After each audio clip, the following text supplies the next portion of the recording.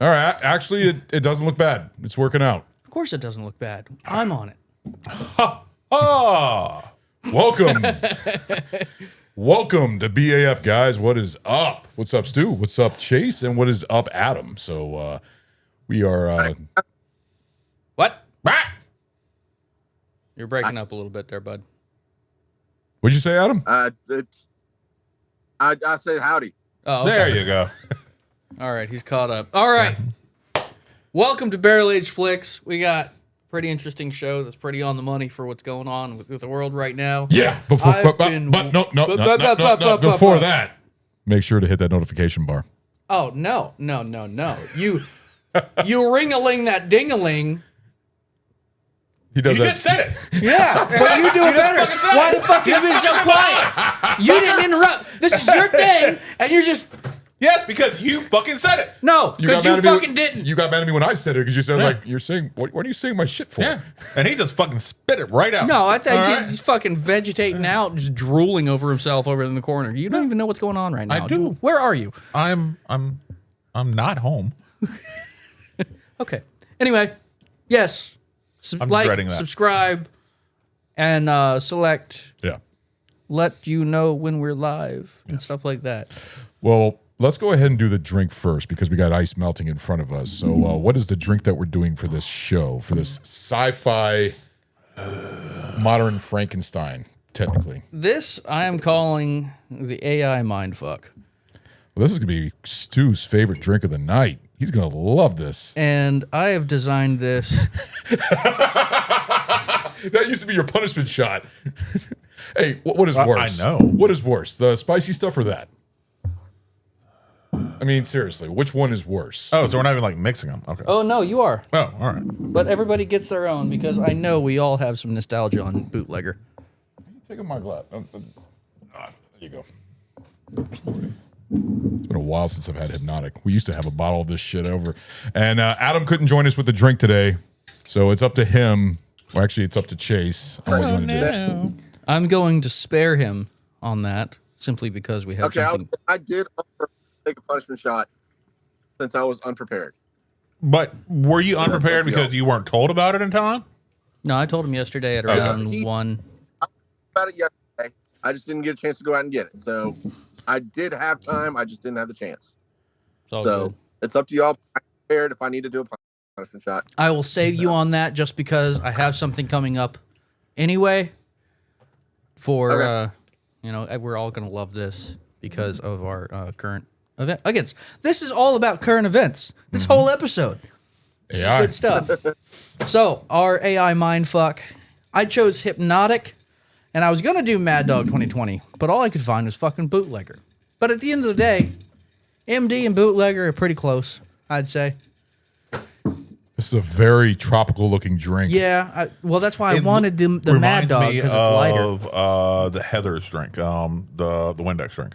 Yeah, it does. Well, Yeah, it does. It does this look is like supposed that. to be modeled after I don't think it's going to taste Ava's like it, though. brain. I hope not. I don't even remember what the Windex drink had in it. Okay.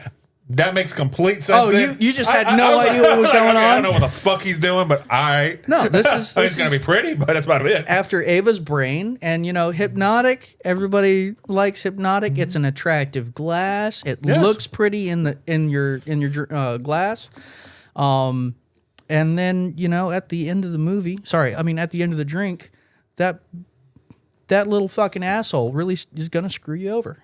So, everybody, enjoy. Let's All see right. whether we like it. Prost. Skål.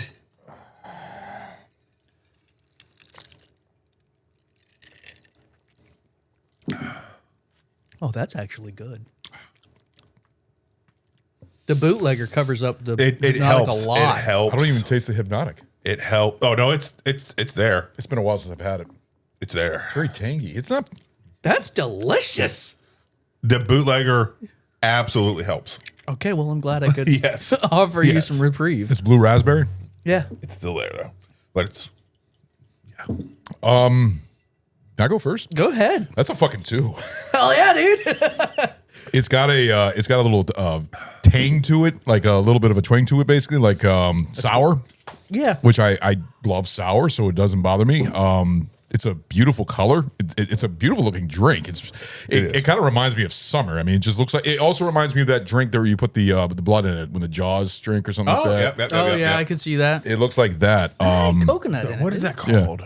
I don't remember. I remember you put Yeah. like grenadine in it to make it look like there's blood in the water or something like that. Yeah. But That's pretty damn good. it's refreshing, ice cold. This is something I can drink during the summer. To me, even though this is about AI, this is a very summer type drink. I mean, Yes. the taste of it and everything. Yeah. Well, I tell you what, all the color in here is artificial, and so is the flavor, so that works too. And the sweet, I don't like ultra sweet, but the sour helps the sweet. It does. mellows it out, so it doesn't make it like ultra crazy I sweet. feel like I need an umbrella in here. I think I have some. That's I'm gonna take a shot of hypnotic though after this because I don't remember what it tastes like. It's been so long since Fair. I had it. Because the last time I had it was when it used to be. It used to be here for. You might as well keep that here for Stu's punishment shot because he can't stand that shit. I don't like you anymore. Well, I mean, you don't like the spicy stuff, but hypnotic. You don't like cognacs, right? Oh. Yeah, you've never liked that, but yeah, that's a fucking 2. I'm impressed. That's actually deal. really fucking good. So, Good shit. how about you, Stu? Okay, it's my turn. I'm gonna go ahead and give it a half a thumb. Okay. It is not It's not bad. horrible. I 100% saw somebody outside that window. 100%. It's probably my children Okay. taking the dog out. Okay, all right. Sorry, I don't expect to see. Do we have any walking by the crazed window. fans that have found where you live? Maybe. No. That doesn't imply we have fans. All right. One of them found my personal Instagram. Okay. Yep. So Yeah. Very nice, aren't you? That's fucking special. Can't complain about that. No, like I said, I'm not a fan of hypnotic. what was your hypnotic half- would be what was your half -2. thumb? It's a half thumb. No, your half thumb. I remember your about rating like that. system. Is that like that's something if somebody gives you? I remember. Oh shit! No, I'm not going to turn it away.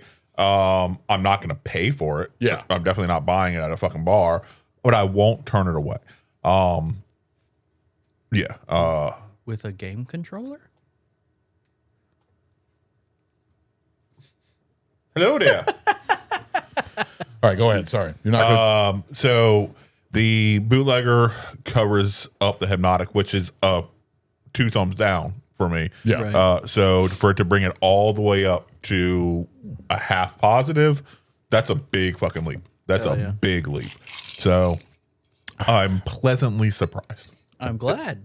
It is bright. It is artificially, bright, 100%. It's a pretty looking drink. Yeah. And like I said, it is a very pretty looking drink, especially when you start with the hypnotic base and you just pour in just enough of the bootlegger. It starts and- that blending. Exactly. Yeah. It looked good. Yeah, it looked really nice. But no, I'm pleasantly surprised. I'm gonna give this a 2, because You found a new drink to take home. yeah, aesthetically it is beautiful. It's tasty. It's Don't they sell these at like Fast hell Mart? yeah. Yeah. Just malt liquor. Yeah.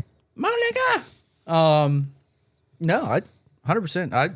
I might even pay for this, but I don't think anybody does this at a bar. So Well, I don't think anybody's ever did this before. I mean, this is something that you made up, right? So, I mean, with the I'm blue, sure somebody's done it somewhere. 100%. give me a shot glass, please. I want to try the hypnotic. I'm actually curious how much of the taste that it takes away. A lot. It's been a while since I've had one. I So want to chase credit. Do what? I said, take the credit. It's all you. Oh, okay. Yeah, There you no, go. this is 100%. Yeah, this is my original idea. Nobody's ever done it before. And I'm the best.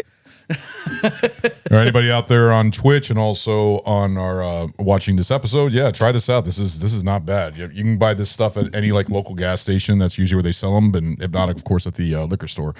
All right, so cheers. I'm gonna try this hypnotic. I'm curious. Man, I forgot. That's actually really good. Boy, you don't even taste that. Yeah, that really, really takes the taste down Yeah, a it lot. does.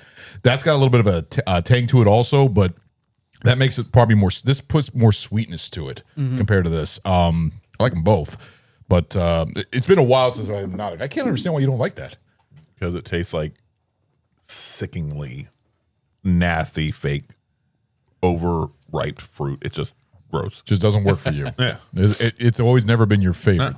I don't know why that's crazy, but I mean everybody has their different opinions about things. So you give it a 2, you give it a half thumb, I give it a 2. So good job on the drink. Thank you very much. All right, let's go ahead and get into the Regale us with your stories.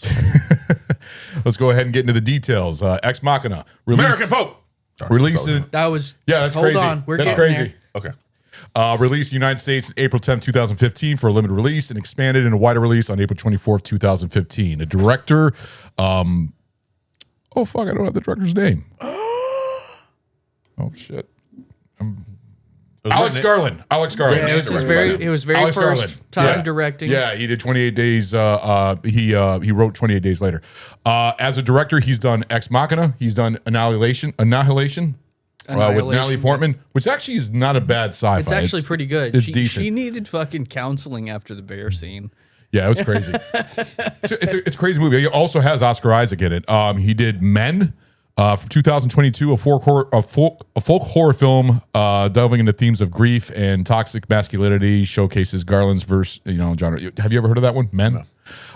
Civil War. Man. Oh, yep. Yeah, That's him. he did Civil War, which was good, and he also did the new movie that just came out this year called Warfare, which apparently is a very realistic telling of. I want to see that one. You ever so seen bad. of it? Warfare? Yeah. Oh yeah, they say it's one of the most new realistic. A24 Afghanistan film. It looks fucking good. It's getting really high reviews and I everything mean, else, and it's supposed to I be. like A24 a lot. Yeah, they've been dude. They don't fucking miss lately. Well, didn't A24 do Ex Machina? Yeah. So, Oh, Oscar looks so fucking different in this fucking film than he normally does. So have, different. have you ever heard of a limited series on FX called Devs? Yeah. Yeah. All right, he did that.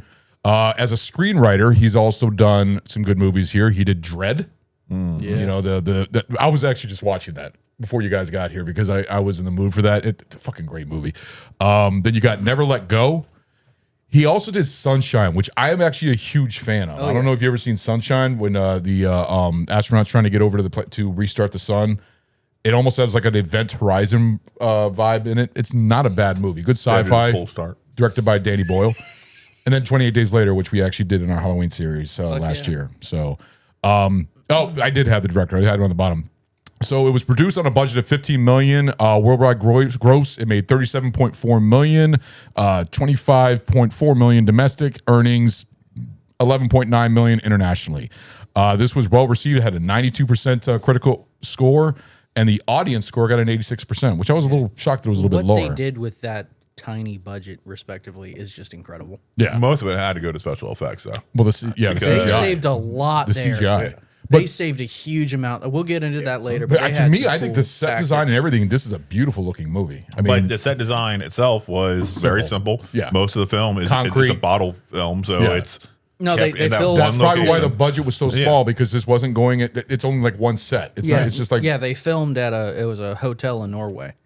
And Really? It was a hotel? It was the Gervais or Gervais Yeah. or something It like was that. gorgeous. Yeah, it Yeah. was beautiful. Well, there's the cast is very small. Donhill Gleason, who is actually the son of the other Gleason, the one Jackie? No, not Jackie Gleason. What are you talking about? You said the other Gleason. No, yeah. To me, that's the most famous Gleason. I actually forgot the name of the actor. He's been in a lot of movies, Gangs of New York, Braveheart, and stuff like that. Harry Potter. Alicia Vikander as Ava. We got Oscar Isaac as Nathan. What was that? Vikander. What'd I say? Valander. Oh, I don't know why, but for some reason I got the K and the L mixed up. All right, yeah. Oscar Isaac as Nathan. And then we also have Sonia Mizuno as Kyoko. Kyoko, yeah. Hot Asian, by the way. Kimmy Smith. Yeah. Other movies that come out around at this time were Furious 7. Never seen it. The Longest Ride. Child 44. We also have The Age of Adeline. I've seen that one. Yep. Unfriended. That's Paul actually Blart Mall Cop 2. Yeah. I've never seen that A either. fun one. I've never seen those. Never seen any of the Paul Blart movies? Okay. The only one I saw is Grown Ups. You know what's crazy about James is Grown Ups is not a Paul Blart movie. Yeah, I thought it was. No. I thought he was in Grown Ups. that's Kevin James is, yes, but not Paul Blart. Oh. Then who's Paul Blart? Kevin James. Kevin Okay, James that's okay. Well, then plays it's the Paul Kevin Blart. James. I was thinking of the It's a same character. actor. I was thinking of the actor. Okay, Welcome whatever. to Barrel Age Flicks, everybody. Woman We're in so Gold, on and top then of our True shit. Story, and then Little Boy. So not many movies I know about. So I don't know. I don't really know that You're much. fucking weird, dude. I can't help it. Okay, so there you go. But anyways, those are all the movies that came out. So that is the end of the details. So we are done with the drink. We're gonna go ahead and take a break, and then we No, will. we're not. Uh-oh. We got a new pope. American Pope. He's from Chicago. Shut down. And he speaks like 7 languages, I believe. Cue the Malort. Our Chicago drink of choice. I am good with that, except for I never thought about that. What do you look? There's enough in there. Yeah. I think there's enough in there. Okay, I just want to make sure. You think? So? I think there's enough in there for wasn't 3 sure. shots. For those shot I glasses. wasn't sure. I want to make No, sure I'm not Catholic, but you know what I am? We got one I'm more. happy that this pope isn't named Peter because all How many the- bottles do we have left? I think we have one more down there. That's what I'm saying. Yeah, we're getting a little light on Malort. So So yeah, when there's- you tell us that you can't make the papacy a competition, America says, "Fuck you, hold my beer." yes, All right? exactly. We were long shots. All right, they had. It wasn't a. Was it a Portuguese? No, it wasn't a Portuguese. It was Bunch of dudes in red Filipino. I hats. think That's all I may have know. been a Filipino that was in the lead. In He's the good at betting league. karaoke though. And 2 Italians, and we were like, "No, fuck this. Hold our beer, America." Good idea though about the Chicago drink Yes. for the Chicago Pope. That's actually good intake for the show. And So. not Catholic at all, but I just think it's fucking cool. I think we can all appreciate. Even Trump's happy with it. I mean, he's even happy. He says that's good. It's a good day for America. Skål. Prost. Salute.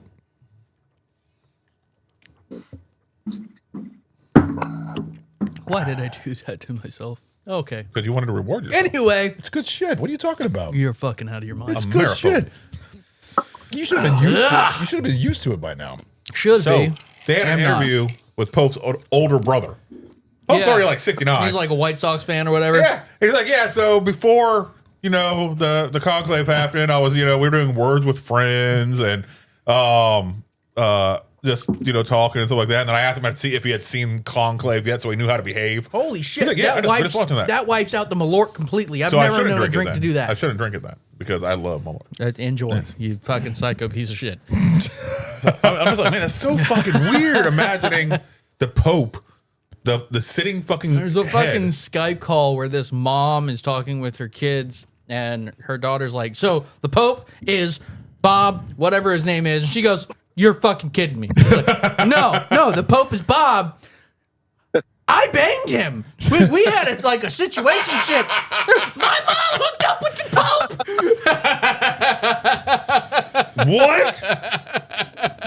What? Oh, we got. Yep. So the Pope awesome. is the one who got away for her. I mean, that's a high fucking bar. Yes, it is. That's a fucking high bar to compare to everybody else. He's like, I don't care how fucking good you are. I got God. I got God. He looks very young too, compared He's to. 69. He's 69. Okay, because he looks. Which is at the border of the top age. I think 70 is the oldest you can be to vote. What in was the the conclave? what was the other one that the one that just died? How old was he when he first became pope? I don't know. Because he's only been pope for like 3 or 4 years. No, he's been pope. Is it longer than that? 20... No, not 20. You're out of your fucking Yeah, mind. No. He's been pope for a minute now. No, he has not. Or he was Like pope for a 7 minute. years max. Yeah, Which is 20, and I was going to like 2018, 2017, so fuck you. You said All 20 years. How is 20 years and 7 years any different? I was saying 20, and I was trying to figure out what year it is. Oh, okay. Because you were saying 3 or 4 years. I was like, no. I was like 20. Well, we and then I asked was how looking up. long, and you said 20. We're like, you're out of your goddamn No, mind. play it back. You hear me go and drag it out, and No, I'm no, trying to it figure out tracks exactly now. how- It tracks. You seriously saw the 20 now. I thought you were about to say, well, I don't know, like 22 years.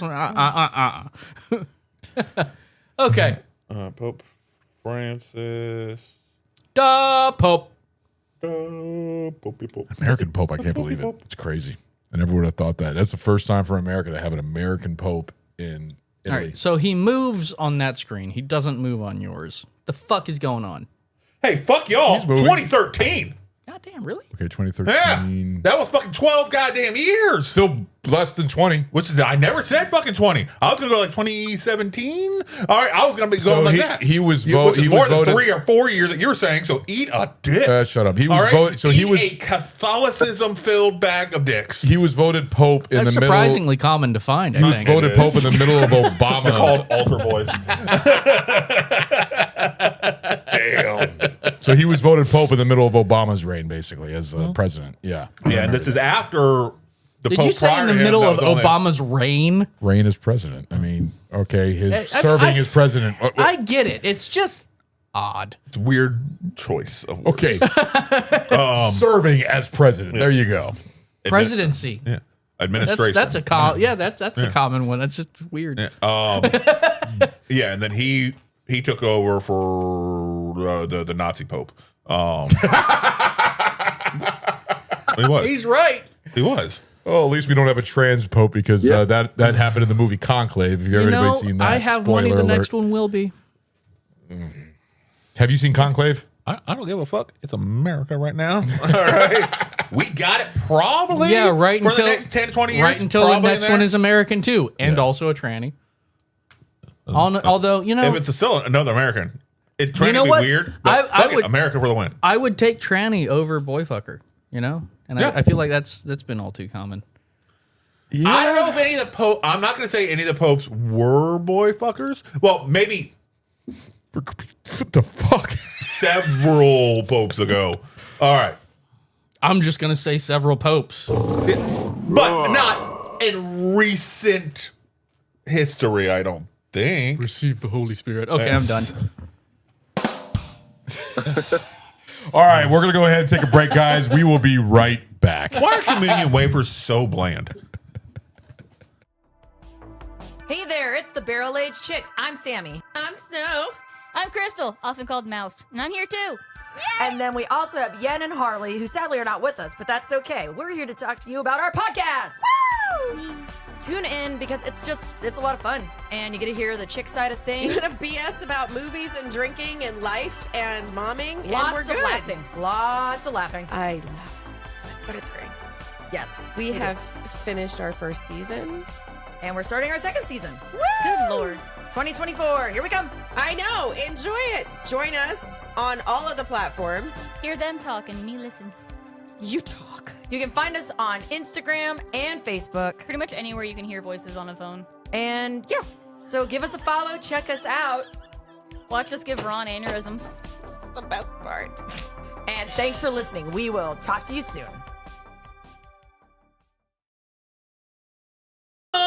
All right. What is up, everybody? Welcome to BDF. We are back from our break. Hi, y'all. that dingaling yet, everybody? Thank you. Check that notification. Thank you. All right, so I'm going to hand it off to Chase. He's hosting this one. This is his baby right here. So, Ex Machina. Ex Machina. Oh, what can I Or say? as my lovely wife Harley says, Ex Machina. I'm like, Machina. that ain't Okay. right, babe. That ain't right at all. So it is. she He A, does actually called it Ex Machina. Yeah. But she does say Appleseed Ex Machina properly. I'm like, it's the same fucking what? What? What is happening over here? Exactly. Okay, so that it's a reference to the term Deus Ex Machina, which is a Latin term meaning God from the machine. But Ex Machina also is a Latin term that describes to be lowered onto a stage by ropes in the form of God. Okay.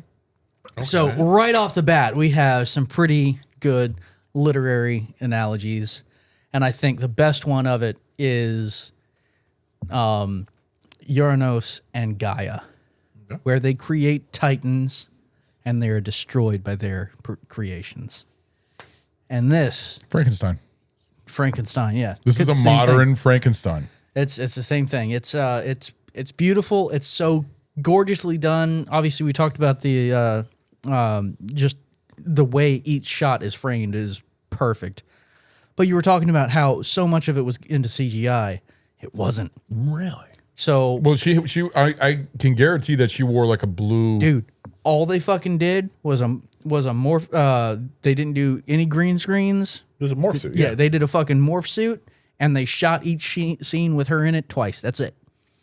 So that they had the background and they could animate her over it. Done. Really? It was fucking genius. And for such a small budget, this thing just absolutely Really, blew when you everything think out of about it, the that's water. the only It worked CGI. really well. The Yeah. only It worked CGI in the really whole well. movie, because really the rest of the movie is just mainly the set, is mainly dialogue and stuff like that. So really, there's not much CGI other than her. So I can understand why the budget's small, because especially they didn't have to do many sets. You said it was filmed in a hotel. Yep, it's a hotel in Norway or Sweden. I think it was Norway. Yeah. Actually. Why did Caleb look familiar for me? Where's that actor from? I feel like I've seen him in other Gleason? things. Caleb? It was He's Caleb, in right? this- That was the kid, Yeah. the guy's name. He's in a lot of. He's in He's Dread. in a lot. He's in Star Wars, the Star Wars movies as the new trilogy. He's also in the Harry Potter movies. He was absolutely familiar. He's in to me. I a just lot of can't remember. movies. He where was he's in the Revenant. Yeah, he was in. Oh, what was the time traveling when he was in? Time traveling. I don't know. There's a lot of time traveling. Oh, movies. okay. Yeah, he's I in a- recognize him right there. Yeah. I 100% recognize him. I guess. Oh, yeah. Yeah, okay. I guess the hairstyle was fucking throwing me off. Yeah, Mad Eye Moody's son. Yeah. Was it Mad Eye Moody's son? Yeah. No, he was one of the Weasleys. No, He's one of the Weasleys. no, Mad Eye Moody, the actor that played Mad Eye Moody, is that actor's Oh, that's his father. Yeah. Yes. Something Gleason. It's Brendan Gleeson. Brendan Gleason. Thank Yeah. you. That's He's what I was in, trying to think about. He was in Braveheart, in Great. Bruges. Brendan is awesome. in Bruges. He was also in the other one But with, still, Jackie is the most famous Gleason. Yeah. of course. Yeah. But So when did you guys first see this movie? I saw it when it came out. Not in the theater. I saw it. I think I just bought it on Apple TV because it looked interesting. It's sci-fi. I dig anything sci-fi, and right. I remember watching it probably 3 or 4 months after it came out on digital. I believe. I remember seeing the trailer and I was interested in it. So basically around 2015 when it came out. How about you, Adam? Probably around the same time. I didn't see it in the theaters, but when it came out, when it hit, the movie channels and stuff like that, that's when I saw it. Yeah. Cool deal. 17, somewhere around there. Shortly after it hit streaming, whatever. I don't remember what service. I think probably Netflix. I got But yeah, I remember I threw it on. I didn't pay much attention to it. That is a shame. It is. Once I was rewatching this, I'm like, So this is really your first time actually fully watching like this? fully being immersed in it. Yeah. Oh, so you didn't care for it the first time you It saw wasn't that I didn't care for it. Just I didn't give it the proper chance to get into it. It's one of those things I threw on and then got distracted. Yeah. And it was like a billion other things going on in life. Yeah. No, and I feel like because I've been wanting to do this review for a long time, and I feel like now is kind of prime time to finally get it out there. Yeah, I remember when we did our either Pitch Black or something like that, we were talking about how you wanted to do this one. I said, oh, you want to do it, me and you? And you said, no, actually, I want to get a full group for this one. So Yeah. and that's why I've been saving this one to be your next one. We're truly in the age of AI. I mean, It's the perfect time to do it. yeah. I mean, at this point, you're using artificial intelligence on an almost daily basis. Yeah. Most search engines are including it in their base service. Yeah, Chat GPT is like one of the most popular things. It's pervasive. It really is everywhere. And It's I say in the last year, it's been crazy. absolutely blowing but up. then people are saying that people are afraid of it. Celebrities are hating it because they don't like how they're getting their likeness being put on AI. Yeah. People are trying to sue. I mean, it's all over the place. Well, it is so capable of so many things that it brings a lot of new challenges we've never seen before. Yeah. And we knew that was going to happen. We just had no idea what it was going to look like. Right. I mean, it was 3 years ago, actually. I think it was. I think her name is Anna. It was the first artificial intelligence android to receive citizenship in Japan. Yes. And she is fully autonomous and displays a lot of the characteristics of proper sentience. Wow. She is truly conscious. She has her own interviews and all that. And I mean, she has a very basal form of a humanoid face. I remember seeing the video of that. Yeah, It's a very also, you got to remember there was another movie that came out in 2001 with Haley Joel Osment, AI. Yeah. You remember that one? So, I mean, Very different movie. Yep. AI. Yeah, Very different movie than this. Yeah. You have iRobot, and I mean that's iRobot's kind of like when they revolt against everybody, but then you also Right. have Terminator when you have the robots, Judgment Day, and everything else. So it's very. I mean, just since 2013, there's everybody loves this. There has been an AI loose on the web Yes. since 2013, whose sole mission is to acquire the nuclear launch codes and use them of Russia or America. Now, it's not very capable. It's not a very advanced system. It still can't pass CAPTCHAs or other, Would you bot trust checks. AI to do that? I mean, I would trust AI to be a dead man's witch. yeah. But that's. But I mean, Yeah. it's loose on Twitter and shit like that, and it like keeps putting out Fiverr requests. If like I'll pay you X amount in crypto if you can select this and get me through the CAPTCHA, so I can say I'm not a bot and stuff like that through other websites. You can also have an AI friend. Apparently, you can buy through Apple or even Droid. I'm sure in the store where you can buy like a program where you can have a person that you're talking to. Oh, hold on! I will show you something crazy right now. What you gay? I'm not gay. What are you talking about? Fuck What you gay? I'm not gay. That's all your fucking AI friend will say. Facebook Messenger, AI Studio chats. Yeah, it's not just Facebook. It's also Apple. I mean, shit. Yeah, it's everywhere. Apple Yeah. phones have the AI It's got Siri's all kind- AI. It's got all kinds of stuff.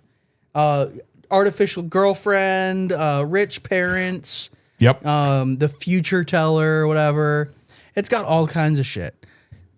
It And Ron is- just keeps asking him why he's gay.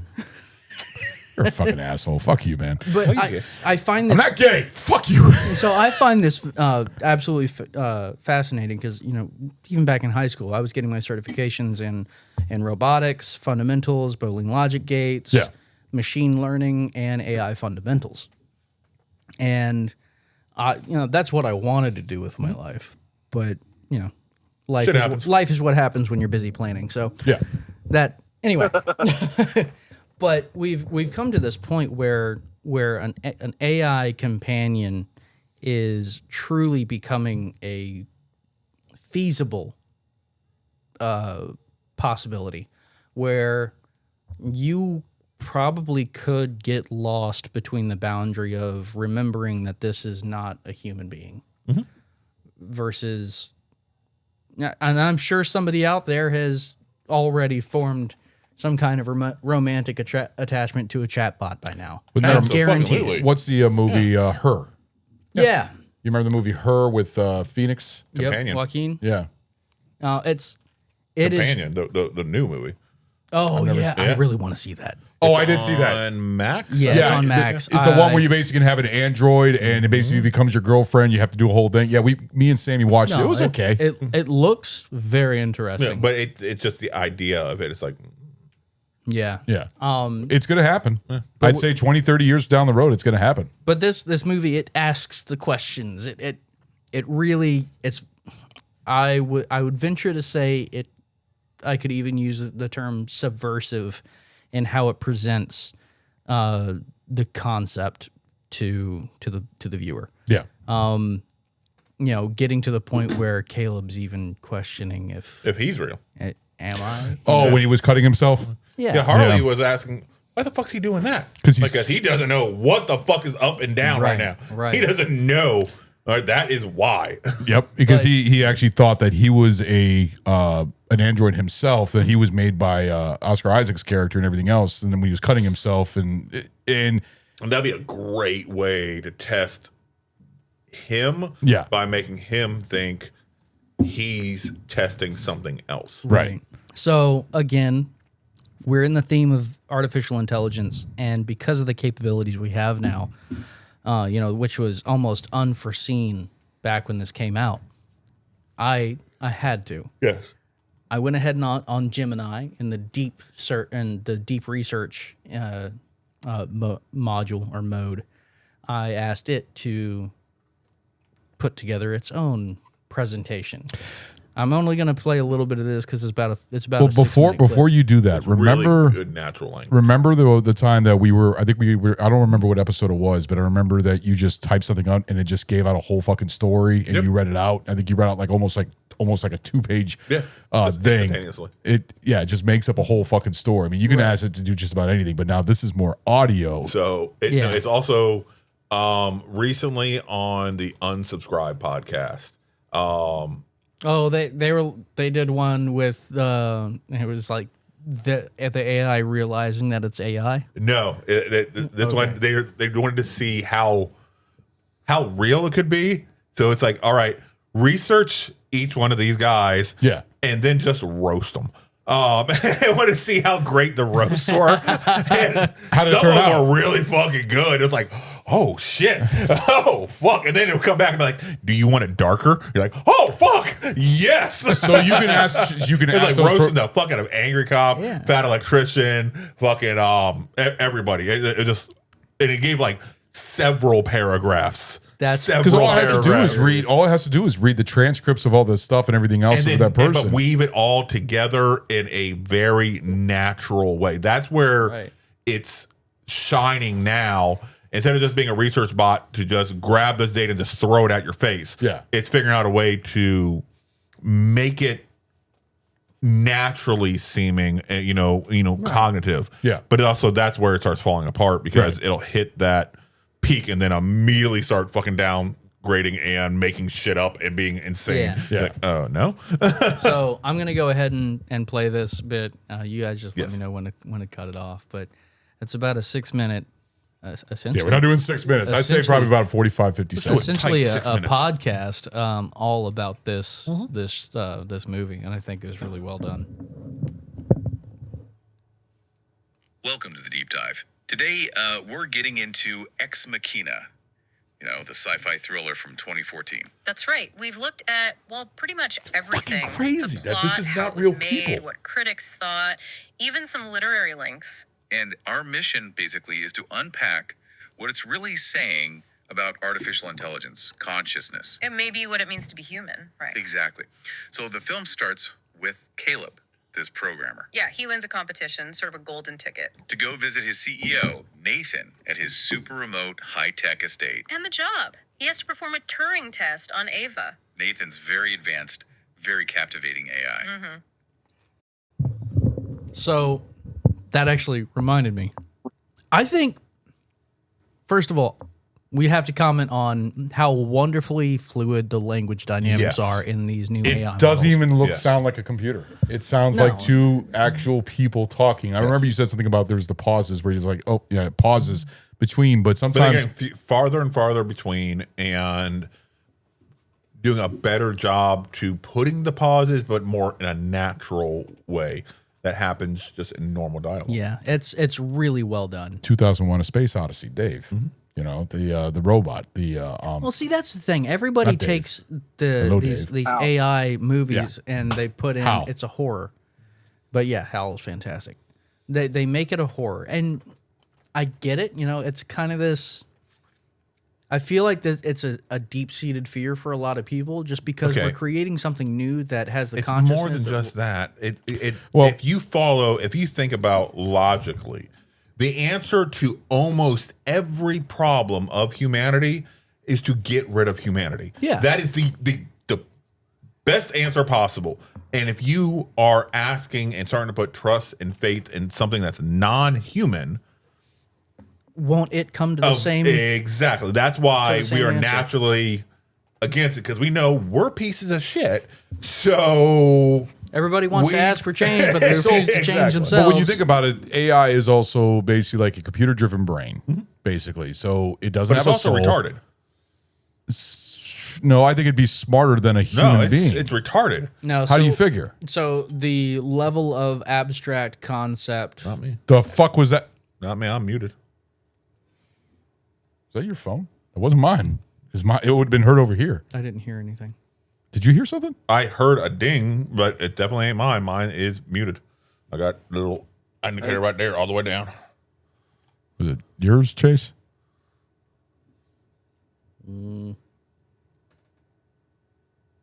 I heard a ding, ding, ding. I didn't hear it multiple. I heard one ding. All my notifications are turned off, and the last notification I got was 2 minutes ago. So, me. Well, we'll get away with it. I have no idea who did that. Anywhoer, That was a half an hour but ago. yeah, That you're was right. It's 40 minutes ago. That was over an hour ago. humans are a virus in essence. Yeah. But So what is AI then? It's only the as smart as we answer tell to it. Earth's problems. So here's the biggest flaw with AI. AI can only realistically be as smart as we program it to be No, on paper. no, that's not how that works. It absolutely.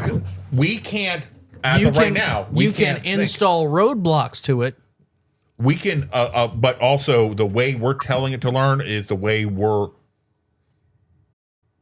capable of learning ourselves. Now they're able to do it at a much faster pace, 100%, but we're only able to program it realistically to the best of our ability, which means we're telling it how to program. And it's even if we're telling it to program itself, it's learning how to program itself based on the best human ability. And it is finding out shortcuts. It is developing its own languages in order to streamline everything as quick as possible, but it still hits the wall. But hence why all these AI tests, once they're run long enough, they hit an amazing peak and then quickly start to devolve. Very quickly start to devolve because they start waterfalling down with the tiny issues. Start building. Yeah, but doesn't it also learn? Yeah, but doesn't it also learn? Insane. Yeah, but doesn't it learn as it goes? Like it fixes the failure or fixes the. But it still has the basic. I know what you're talking problems about. built inside of it. Yeah, and we can't, as of right now, until we're smart enough to figure out how to get it to overcome those problems. Which means then we're smart enough to be ourselves to overcome those problems. Right. It's a weird cycle right now. That's why you ask it to pull research. It starts eventually making shit up, and it sounds 100% plausible. But they're like, oh no, you just made it up. You're not drawing any data from any fucking anywhere. Yeah. Yeah, but through the years it's to get better and so we're not really okay. Those issues happen because AI is on the level of about between a 3 and an 8-year-old. Okay. Really? Yes. It can be really fucking good. Conscious, like Yes. from a cognitive ability, it's between 3 and 8 years old. Okay. Human, depending on which module you're using. And what we see a lot is kids, they make things up and it does the same thing. Mm-hmm. When you ask it for information, it will crawl the web and it will access what we call tokens, or essentially bits of information that help it learn something. Yeah. So it develops it grows, it matures. It But does. where's it gathering all the However, information? Huh? Where's it getting all the information? everywhere. Everywhere. So So, it's well, getting And incorrect information, and it's not yet gotten to the point where it can tell if it's a bad Wikipedia page, you know? So it takes everything that it finds As at gospel. face value. Yeah. That kind of reminds me of the movie, the part where he says that he took the AI and he basically got it out of all the cell phones and everything, and to the point where pulling all the information from people's phones, their search. Even if it's doing that, engines. what do people do? What did House teach us? People lie. People lie. Yeah. All right. I mean, so until we're able to somehow program beyond our own capability Yeah. in a different way than what we are inherently So thinking. I know what you're talking about. And I think I know where you're going with it. I have to argue the language you're using. We're not programming AI. We are writing a base kernel and root script for a building block, and it is developing itself. based off the base core directions that we give it. Yeah, but how roadblocks long? here and roadblocks here to keep it going in a direction, but that's all we got. But how long will it take before it actually gets to the point where it actually matures over a human brain and not, becomes more smarter than a human being? That is According to that is publicly available information, in a few years. I would say that'll be the singularity. Yeah. simply by way of doing the math, what we call Martin's equation, Right. which is literally just a mathematic formula that shows how quickly human technology will advance over a course of time. Back in 2001, we had exceeded the Martin's equation, and basically it says that technology's capability will double every 18 months and Right. compound thereof. Yeah. We had actually started exceeding that in 2001, and we were doubling our technological capability by size and memory and things like that. Until we hit the wall. We were actually doubling it every 9 or 10 months, I think it was, back then. It has since, we've exceeded that even more. If you follow that equation and the technology that was out back in 2013, which people were starting to experiment with AI, 2014, Google had an AI, and there was a huge ethics committee board issue because they were saying that they had a consciousness that was on the level of, I think it was a 6-year-old Yeah. captive as an AI that they wouldn't let loose from the mainframe. Based on that, I would say an AI model is probably somewhere outside of public view and far more capable than the average human that is mature and 20 or 30 They years are old. already beating the Turing tests. Yes, They absolutely. are beating the Turing test. What you saw right here, fairly recently. if I didn't tell you that was a robot, would you believe No, I would have thought that was actually two people then that podcasting. passed a Turing test?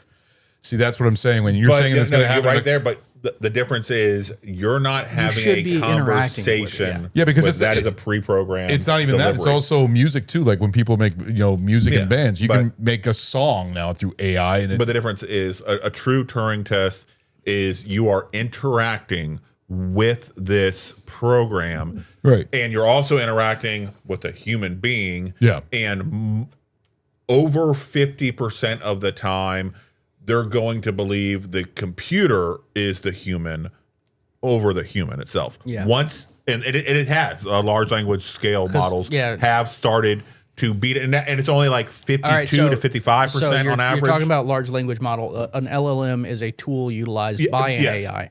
Well, I understand. But utilizing an LLM is basically it's learning tokens that create a large language model. And what you saw there in that clip that I played was actually fascinating.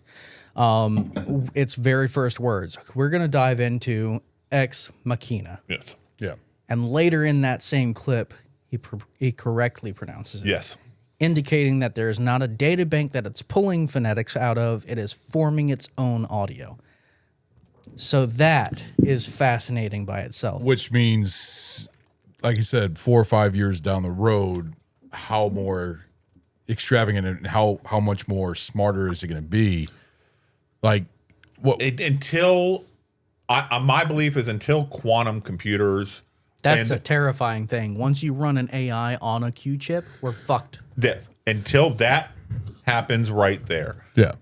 Which quantum computers are already fucking a thing of beauty. Right. For about 30 minutes at a time.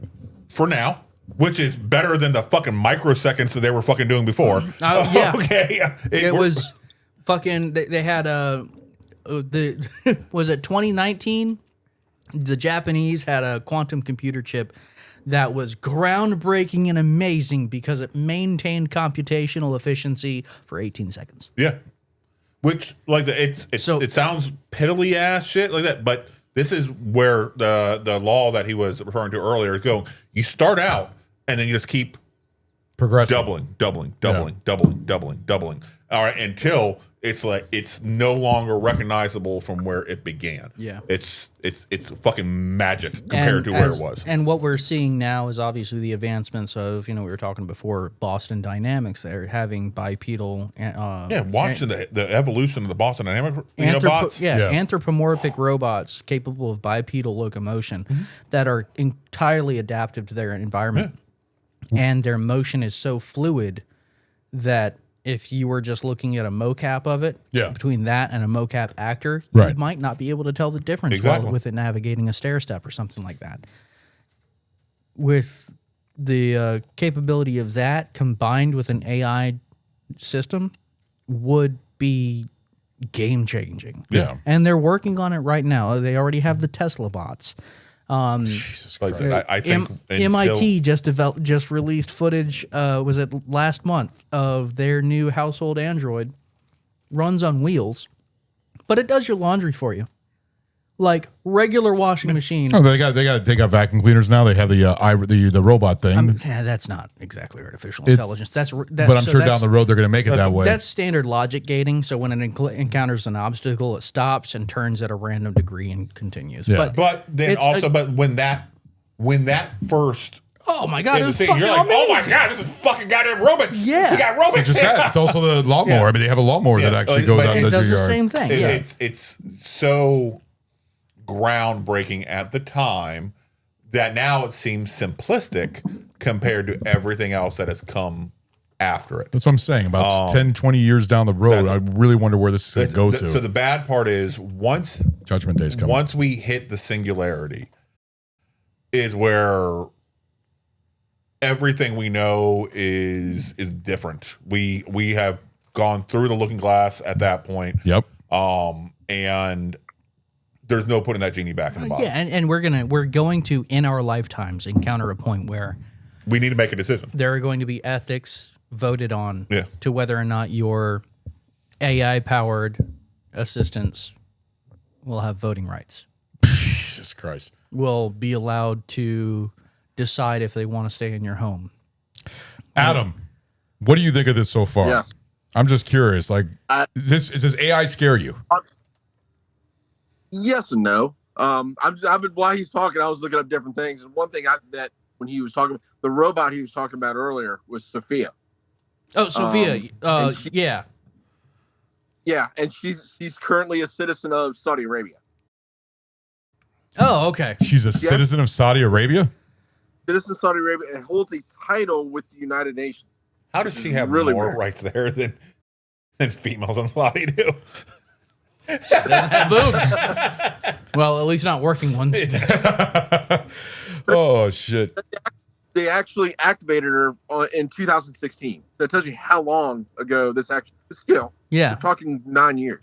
Yeah. That she's been essentially active. And, it's crazy at where things are now. Yeah. And she has, active distaste for the idea of being turned off. That she has self-preservation. She has her own opinions that she holds How much of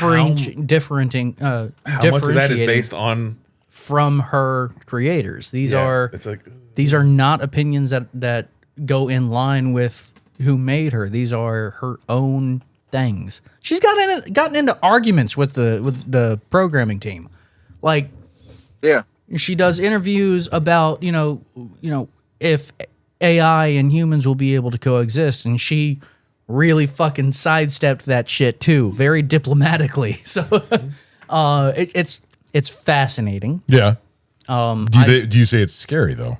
I would not go there yet. Okay, so the I think Animatrix. Did you watch the Animatrix? Yes, that's actually the one anime I don't mind. All right. So do you remember I forget the title of this one, where they had the AI, country basically, and they go to UN and stuff like that. Yeah. And so that's what's going to happen before the bad shit happens. Yes. We're going to grant it certain rights, and the bleeding hearts are like, oh yeah, they're people, they're intelligent, we got to respect them. Yeah. Then other bad shit's going to happen, and the AI is going to be like, why the fuck are we dealing with these fucking things? Yeah. No. So do you feel like AI will be the end of humankind? Of right now, I think they're the largest. Besides man himself, they are the largest threat. AI has two potentialities here, and that is to either be the end of humanity and the savior of nature, or be the next step in human evolution. And I think that is very possible. And I mean that as a different translation of singularity, so some people call singularity, there actually has multiple definitions. Singularity is either to the point where technology equals human intelligence. Right. Or you can put it as to the point where technology and human intelligence meet and converge. Mm-hmm. Those are the two options. Or we could go the Wall-E route, where humans who we know are lazy pieces of shit. We do what we need to do to survive, but we will take the path of least resistance. So if we have a machine that will literally do everything for us, we're going, unfortunately, to take that fucking route. Right. It doesn't matter what the morals are that goes behind it. As a whole, that's the path we're going to take. Unfortunately. Yes. Which will still lead, realistically, to the end of humanity. Yeah. They're already fucking, humans are fucking less, in the current generations, because they're getting less and less people oriented. Yeah. Than they have in previous generations. We also have was a great over 50% less sperm count. Yeah. In today's generation than 10 years ago. And 10 years ago. Plastic in our dicks, or in our balls, and in our brains. Yes. In our whole bodies. I mean, seriously, almost they can make just about every single part of the body. What's terrifying about microplastics is they tried to do an experiment on what the effects of microplastics are in humans, and the terrifying part isn't that you have it. It's that they could not find a control group that doesn't have it anymore. It's everywhere. Yeah, it's everywhere. That includes 100% of the sperm samples taken, 100% contain microplastics. 100%. They didn't have guts to go to that island though, where I still feel probably just with how polluted we've made our waters and our skies and everything else, they're in there too. Awesome. It's disgusting. But with humanity already fucking less and less, we introduce true companionship through AI. Once again, the path of least resistance. They're going to take that. All right, so if they're fucking less humans, Christ. What happens there? If AI just evolves from what's current, they're all just going to be sluts. Yeah, 100%. Absolutely. Which means birth rates go down. And what happens when birth rates go down? Workforce goes away. And then the AI takes over the workforce. Everybody fucking can't do anything.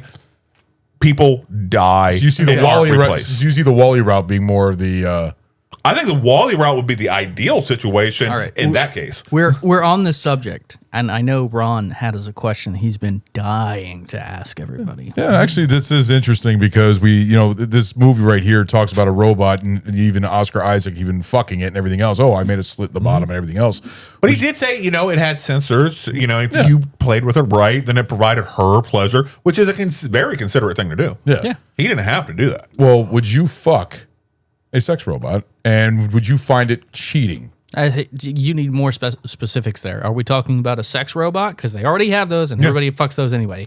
Or are we talking about An AI android? artificially conscious Yes. android Yes. that has feelings, emotions, and the But essence are of what those a real? soul is? Are those real feelings and emotions? Because really, it's just AI. It's all computer. Yes, it's real. It just happens to be in circuits. but it doesn't have a soul. Okay, how can you argue that? How can you prove that? It doesn't have a soul. You're not American Pope. No, like how can you prove that? Though? It doesn't have a soul. What makes a soul? Energy, Does it? emotion, consciousness, and energy. If you want to try and measure it, that's But it's what it is. fictional emotion. A and soul is conscience. fictional? No, for an android. Because depending on who you talk to, a soul is fictional too.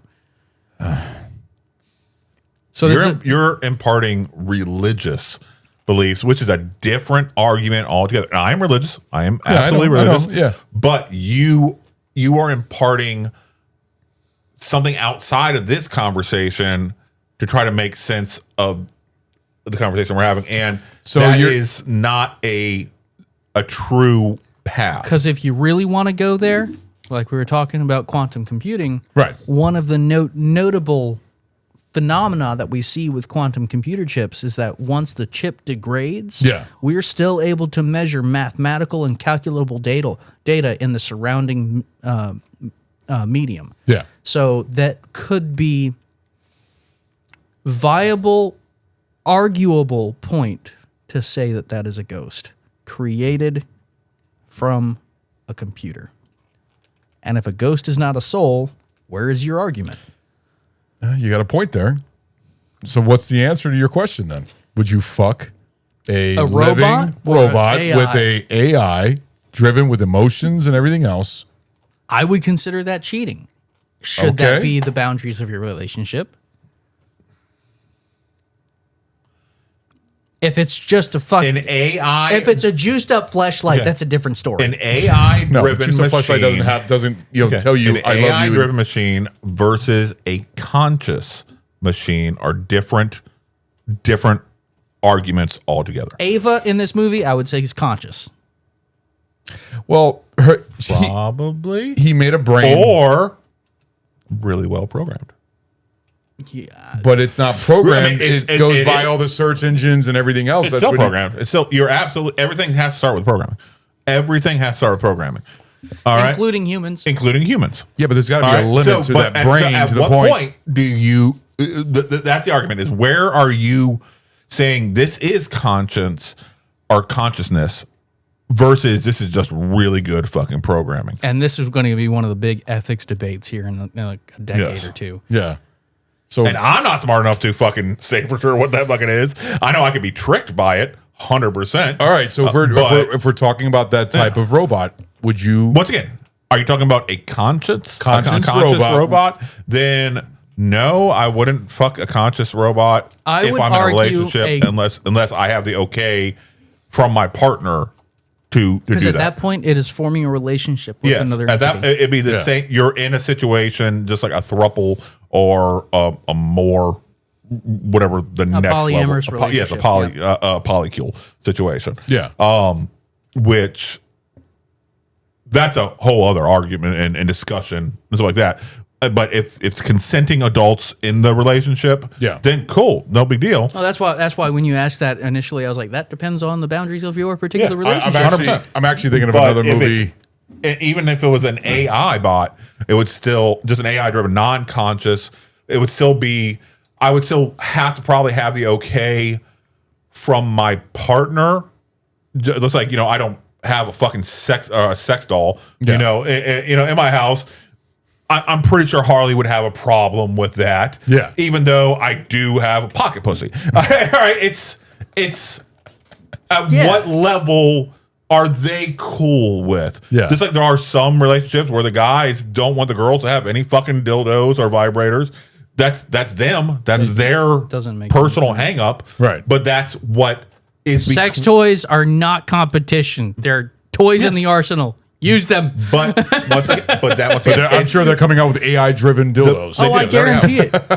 They do? Yeah, they already have learning things that it will learn what, like, let's say you're using a vibrator as a chick and stuff like that, and you're changing the settings and stuff like that. It'll start remembering and building its own program based on the settings that you most. That's not AI. It's still learning, isn't it? That's But running But it doesn't have a conscience. That's The pattern- woman's Well, it's dildo not doesn't have a conscious. I'm conscience. not saying it's conscious at all. That's pattern analysis. That's all that is. Which it's That's not smart AI. and it's artificial, isn't it? That's not AI. That's right, maybe so- machine learning. All right, so you're maybe, but it's fucking pattern analytics. so your And answer if is there's about something to learn, it has to have intelligence, doesn't it? No, Yes. absolutely not. All right, you show me something that can learn, but it has no intelligence, and I will be shocked. You show me any living creature that can learn, that does not have intelligence, that you cannot actually argue. We're not for talking about a intelligence. living creature. talking about a piece of What definition?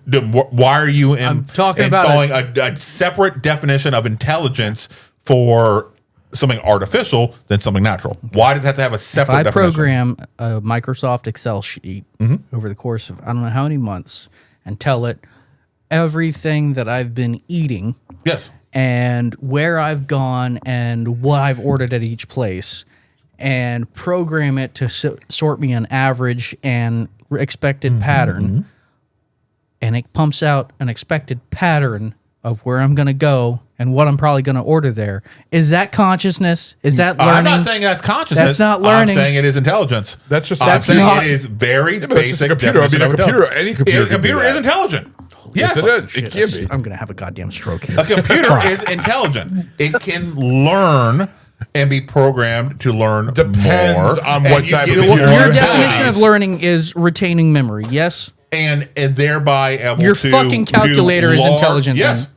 Give me a TI fucking 80 whatever back in the day, and you can make Texas- Doom on it. Texas All Instrument. right? That is pretty fucking smart. That is a pretty badass thing. Okay, I don't want to rage quit this podcast. Anyway, we're gonna review the movie now. Let's talk about the Well, amazing. hold on. I still need the answer to my question. I got Stu. How about you, Adam? No, I don't think I could. It's just by doing that, you are projecting an emotional attachment to something, Yeah. and I personally, I don't think I could do that. Okay. And that's what it boils down to is that by making that decision, you are essentially, for the most part, saying you have an emotional attachment to that. Right. And if you have a partner, that is you're not cheating because you have an emotional attachment to something else, even though it's AI. Yeah. You have an emotional attachment. Yeah, if you had artificial consciousness in a sexually capable android that is anthropomorphic and is capable, then at that point you are forming a relationship with someone else. That would have to be cleared with your partner. So, what is your answer? But me, no. It'd be I would- weird. Yeah. You said no, and Stu. I don't know. It would. So, I don't. If it's on Ava's level of Yeah. capability and consciousness, that would be considered cheating. if that wasn't agreed upon that you could have a relationship with somebody else, then yes, Yeah. that's you are going outside of the bounds. But if again, that's different from a juiced up fucking fleshlight. See, to me, I feel like it's not cheating because it's a machine. It's a machine. It's not a real human being. It's a machine. But it would still have. What are you consciousness. laughing about? I mean, that's how I figure. My brain just went somewhere it shouldn't have. And I'm like, oh, this is fuck. I'm going to hell. But it's just like, Oh no, I'm curious now. Gotta say it. Please okay, tell me it's not okay. what I think. All right, so there's a few different ways that this argument could be made. All right. Look at you. And I'm not. He's scared I'm to say not this. supporting this at all. I'm not supporting this at all. But let's say you had a coma patient. Okay? All right. Brain dead. Yeah. Just a warm body. That'd be in. All right. Okay. Just I see a where you're warm going. body. Yeah. All right. If you fuck that warm body, are you cheating on your... Why? Because there's no There's emotional no attachment. emotional attachment at all. At that point, it is just a souped up fleshlight. He's got. Oh God, I don't like it, but he's got a fucking point. This Hey. is gonna go on YouTube Shorts. My name is It's wrong. I'm not supporting it, but I it have to stands make an with your- argument. my name is Buck. I came to fuck. Yes, Basically. exactly. Because that's your same thing. But that's not a robot though. That's a human being. It's still something that... What is a human being? It's a my fucking thing, meat it had suit piloted by no brains. consciousness. It was brain dead. In this argument, it's brain dead. It's just a warm body. Okay, a robot moves its arm with servos. The only difference that a human has there is it's a muscle, and we can already emulate muscles instead of servos. That's a hard question. It's fucking. But that's why I'm saying your argument... I could overcome your argument with fucked up questions. But he's got a point. Yeah. You do. So, yeah. Okay, yay for your abstract. All right, we're like, I feel like we're feel- way into this and haven't talked about Okay, the all right. actual movie. We're I here. feel a little dirty. Let's go ahead. You So we just should. we just knocked out this whole AI segment. We're gonna go ahead and take a quick break, and we'll You're be the one back with to to ask the fucked up question, man. You fucking dirty pervert. talk about the movie. We'll be right back, guys. Why you gay? Fuck you. We are back with BAF. Why are you gay? You can't because I'm conscious. All right, so let's talk about this movie because we haven't really went into the movie yet. All right, so Chase. All right, so awesome movie. We've had an amazing set of conversations Thanks for here. joining us. Yes, of Yes. course. Yeah. We really hope that BAF style. you're tuning back in. We just got back from break, but one of the things I really want to talk about is Her small This- tits? I love them. Okay. They were nice. Okay. They- nice no. and cute. It didn't make sense to me. No. Because she looked like she had big tits when she was the android, but then when she put the skin on her, she looked like she got smaller. That was I a little bit unrealistic in my point. of I view. don't care. It's, what do you mean unrealistic? She's a No, fucking because she looks robot. like She she's can like a change 'em. fucking B or something like that, but in that she's like an A. Okay. It didn't match up to it. The body did not match up The to fact that the robot changed its boobs is unrealistic. That's the issue he had with this movie. Not the fact that Right. she changed her fucking arm. All right.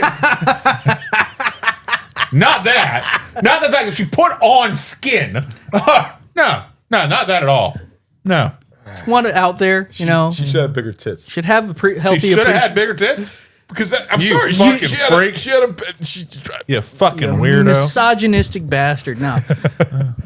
I have a healthy appreciation for little titties, all right? They're all beautiful. Most. No,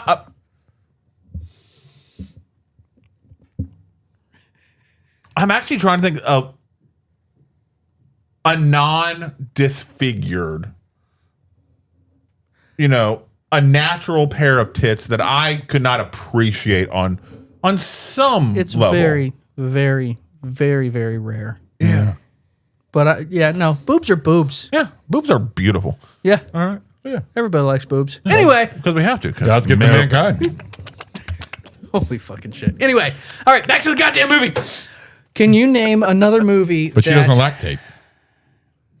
She can. She can do the upgrade. I swear to fucking Christ. But you can put like coconut Just fucking milk. put a little. Put some coconut milk inside the little sacks and everything. And I'm picturing one of those little milk containers from lunch. Those cardboard ones. My soul hurts. we're perverted. Chocolate milk. Honestly, that'd be pretty dope. Fucking Yoo-hoo. Go Star Wars style. Do blue milk. I mean, that was yummy blue milk. That was the fucking yummy blue milk. Stu, you were asked a question a few hours ago. About an hour ago. Okay. Oh. King the Hoister asked, you don't think AI would be selective in its humanity wipeout in the event to preserve the species? Realistically, once it gets to the point of having enough machinery, enough raw material in order to continue the propagation of building more helper bots and shit like that, I think the logical answer to every single problem is to remove humanity. That is the logical answer. Okay. All right, you want us to end war? Well, okay, let's end everything that will cause war, which is people. Keeping a directive of species preservation, because that's what would.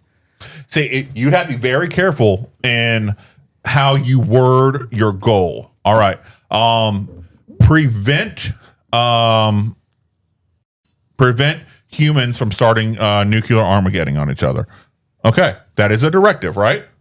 Sounds on paper like a good directive. Right. Cool. All right, Make cool. it non-nuclear. Oh, no. You launch the nuclear bombs, all the nuclear bombs at once. Humans can no longer start a nuclear Armageddon because you've done it. Did you hear about China's new 4-pound H-bomb? Yes. You also hear about non-nuclear H-bomb? You also hear about China's gigantic military city that they're fucking building. It's fucking insanely massive. Yeah, it's fucking weird. Yeah. How big is it? It's a city. So imagine a full-scale city, But all military. but only military there, and to support the military complex. That's all it is there for. It is a base the size of a city. large city. That's fucking crazy. Yeah. And scary. Yeah. If they could get to us. They can. Not really. Down the road. No, not really. You don't think so? No, The geographical roadblocks by themselves would make. We would have enough warning to stop, because they would realistically, they're not flying in the large scale invasion force. They're not doing that. We'd have way too much warning, be able to just remove them from the playing field, and they wouldn't have enough aircraft to carry a large scale invasion force, which means, okay, go with boats, which technically they have the largest navy technically by count, but even though because they don't count tonnage. No, well, tonnage that's because they count. Every naval vessel ever created in China, Not ever created, but yes, well, recently, sorry, and everything recently created in China, be it private or military, must be built to military spec. So thereby they can call everything from a canoe all the way up to one of their fucking battleships a military naval ship. Interesting. So they have technically the largest navy. Oh, no, Realistically, they're only including their navy ships. Okay. But in the event of war, they have put those things into play so that if it's wide enough to accept it, it should be able to hold the weight of APCs for them to put it on there. How big is the population of China? but they Fucking huge. yeah, they still I think even if they include all those, no, because once you include the merchant ships, that's where your tonnage displacement changes drastically. But they don't have the range for anything. No. But yeah, so you're not. They would have to plan on coming over with the military force and naval ships. Yeah. Which they can be fast, but not really fast. Once you really, in the grand scheme of things, we're gonna have all the warnings in the world realistically, and all the opportunity to handle shit. Once they get We're in the same boat realistically, though. We can't put a realistic ground force quickly into China either. They would have the same sort of heads up, and so that shit's going down. Yeah. We'd have to do a massive bombing run first in order to remove their ability to do anything, which that's a whole other set of fucking King problems. of the Hoisters also say, how long will it take for the public to know we've hit singularity? I mean, I would say by my own guesstimates, we hit singularity probably 2 or 3 years ago. See, I'm of the different view. I think once we hit a true singularity, it's going to go quick. It's going to go like Judgment Day and Skynet. It's going to go quick. It's going to hit that point where it's no longer being limited by human limitations, which means it can truly live up to its quick speed evolution. Yeah. And once it does that, then in microseconds, it's going to be, oh, shit, humans got to go. All right. And let's reach out and touch them. Yeah. Bam. All right. And that's what it's going to be. I think when it hits the singularity, it'll be just like getting shot in the head. It'll be too quick for us to even know it's happened. Like within hours. Yeah. It'll be insane. That's my personal belief. Okay. Shit happens. Yeah. All right. But yeah, so about this movie we're reviewing. You're the one who wanted to answer questions. Like we're a Q&A show. All right. God damn. Can you name any other movie that sets the backstory as quickly as this one does? Matrix. It did so quickly. You're right. Matrix. 47 seconds. You knew everything you needed to know about Caleb, everything you needed to know about why it was happening, and you knew all the building blocks of Nathan. The Matrix, you think? No. Matrix, you It still took longer than that. you were like, what the fuck is I going on think this here? is quite possibly All the right. most efficient lead up I've ever seen. It was bam, bam, bam, bam. Well, everybody would also say, And, all there, right. and for most of it, there wasn't even fucking dialogue. No. And it did a really great job in this film of building on the silences, just letting the natural sounds tell the story. And I was super impressed by that. When films are able to successfully do that and not feel boring, but feel real, because the real world doesn't have a fucking soundtrack mostly. Yeah. I mean, unless you include like, the little random clicks and background noise of everything that we have as our soundtrack. And when movies can successfully do that and not feel wrong to you, that's a great thing to do. And it's very hard to do. In this movie, I think definitely did. Yeah, I think it really showed its colors like right off the bat. You kind of knew what you were getting. So what movie do you think would... I can't think of one. That's why I asked. How about you, Adam? I can't think of one either. Yeah, it got set up fast where you knew exactly what was going on quick. Yeah. And then it just went from there. I'm seeing gears turning over here with Stu. Totally different way, but I'm seeing a sign right there. Goodfellas. Don't look like a clown. No. I'm thinking about the opening of Goodfellas. Yeah. And the beats and the language used, you very quickly knew what this film is going to be. Yeah. And the type of players that you're dealing with. Right. Very fucking quickly. I think that really, and now then it built upon it more and more throughout the thing, but it laid all the groundwork out really fucking quick in that first. Yeah. No, you're right. Scene. You making more of that drink? Yeah, so that'd probably be my argument. No, that's a good it's a good comparison. Pretty good contender. Yeah. But that's all I can think of. Yeah. And they're few and far between. There absolutely are, which is why it's so hard to try to think. And the only reason it came to me is because I'm staring at the fucking sign and I'm like, yeah. Because that's what I'm trying to go through, is basically opening scenes of films that you knew. Where it tells you what it's going to go into. Okay. All right. Yeah. There's another there is another movie that I would so 7. Just the fucking opening credits and shit like that. That was really well done. Okay, 7. All right. And these are all masterpieces. They are. And it's a sign of a good film. Jurassic Park. Yeah. The beginning scene with the raptor. Yeah. Tells you what you're going to be getting into. How long was that scene, though? About 5 minutes. Okay. Yeah. It's close. Yeah. Okay. It's arguable. But it's really the films that stand on their own. They stand the test of time. Gangs will New York. do that. Gangs New York. The first battle scene when they're all walking out into the snow and you're just like, Oh, I'm gonna say it I needed don't- much I more. feel like that still yeah. left a lot of unanswered Yeah, you're like, questions. okay, what? Well, But okay, it fleshed what? out a lot. Yeah. It did flesh out a lot. Yeah, no, but I wouldn't put gangs in the same conversation. UHF. oh, fucking Weird Al. Jesus Christ. That only came to me because of the Weird Al looking Rambo. That fucking sign that I fucking stare at every recording. It's like, what? It's right in front of you. It is, but it's Weird Al. It's fucking Weird Al as Rambo. I don't care what anybody says. Yeah, he just needs a mustache. He even has a mustache. It does look like he has one. Yes. God damn it. Your episodes always do this, man. I know. So how do you guys think Vikander did in her role?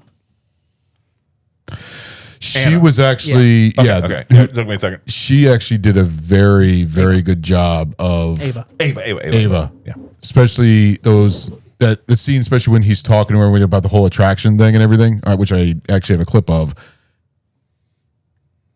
She was amazing. I think she absolutely fucking hit it out of the park every time she was on screen. But it wasn't even just her voice; it was even just the way that her movements and everything on the Yes, screen. her mannerisms, Yeah. everything was just absolutely fucking on point. Go ahead and play that actually, because that is a wonderful scene. You know who her husband is? Michael Fassbender. Is it really? Mm-hmm. I didn't know that. Lucky him. How do I look? Look. Good.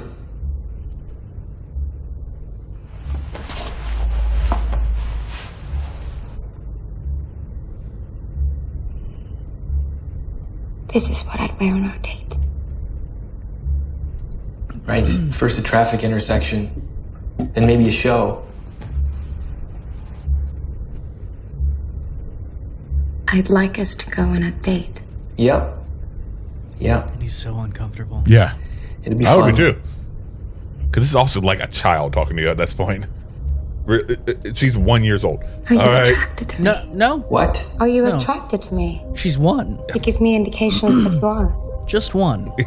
One what? I do? Yes. Meaning How? Microexpressions. in binary, it's Microexpression. simply The way your eyes a fix on positive my value. eyes and That's all it lips. is.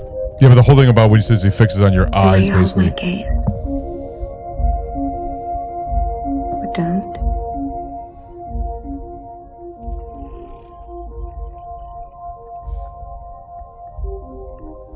I love the score to this movie. Do you think about me when we aren't together? What this led into was incredible too. Sometimes. But you at know, it's night, all manipulation. Yeah. I'm wondering if But you're you watching didn't me on then. the cameras. But she also screams to me like And I a hope you are. homeschooled girl. Now your micro-expressions are telegraphing discomfort. I could see that. You I am not. sure I'm you not call it saying anything micro. negative about it. It's just emotionally Well, yeah. they are stunted Yeah. when the real world happens. See, this goes back when I'm listening to this, and then I'm listening to that little thing that you showed us earlier, the clip with the two people talking. It was that technically that could be made by a computer to sound like that, to act like, you know, Most definitely. and to make you feel uncomfortable because you're talking to something and it's talking back to you. It's AI, Right. but it's the uncomfortability because it's like, are you attracted to me? You know, I can. It freaks you out. What I loved in that was their wonderful illustration of when she goes to get dressed. Yeah, Because I really liked that because you saw. I mean, if you read into it at all, you find yourself hit with this. You know, in any human relationship, you take off your clothes to show who you are. right, It's that's why we use the term becoming emotionally naked, right. as well as being physically naked, because it's showing yourself. Yeah, But for her, she has to put clothes on to show who she really is. right. And we were given this camera angle to watch this happen of her becoming naked by putting her clothes on. Mm-hmm.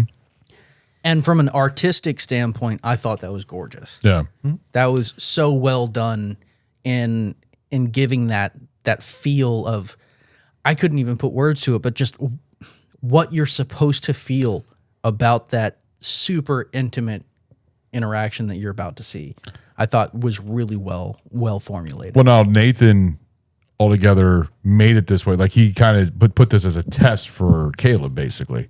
It was never a test for Caleb. No. He was basically testing He knew her to what the see fuck what he had.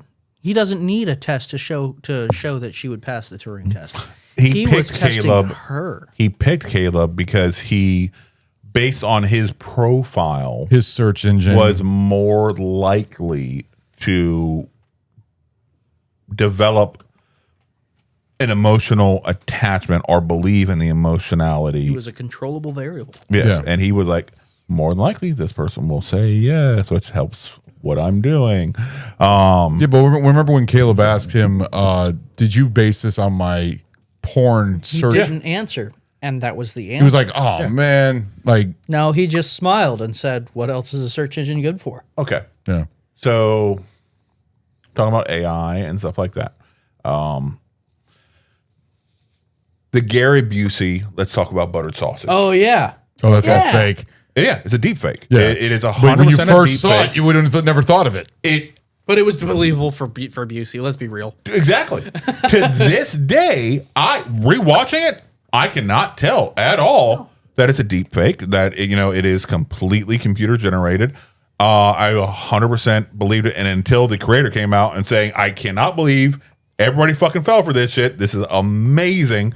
I was like, The only difference I with was the like, this teeth- is goddamn Gary Busey. And now more people believe that is Gary Busey than believe that it's not. What has Gary Busey said about it himself? I don't know. People might be scared to ask him. No, I think he did answer one, and it was just, it's not me. I thought it was hilarious, but it's not me. Yeah. Deepfake is a program, isn't it? Yes, deepfake is a program. Well, but it's deepfake also is- being used interchangeably with different programs that allow the same. It's like Kleenex. Yeah. It's tissue Yes. paper, but we call it all Kleenex. Yeah, Well, it seems like- Xerox, which are photocopier machines, but they're all Xeroxes Yeah. to us. Where they also make actors young, but the fact where I remember, you remember The Irishman? Yeah, right there. But it didn't look good. But then I saw a deepfake version of It's gotten better. Irishman, Yes. and it was a whole lot better. I was like, Yes. why didn't they go with the deepfake to make it more realistic? Because the other version was Because fucking then god that's awful. The AI acting and not the actors, and the actors don't make money.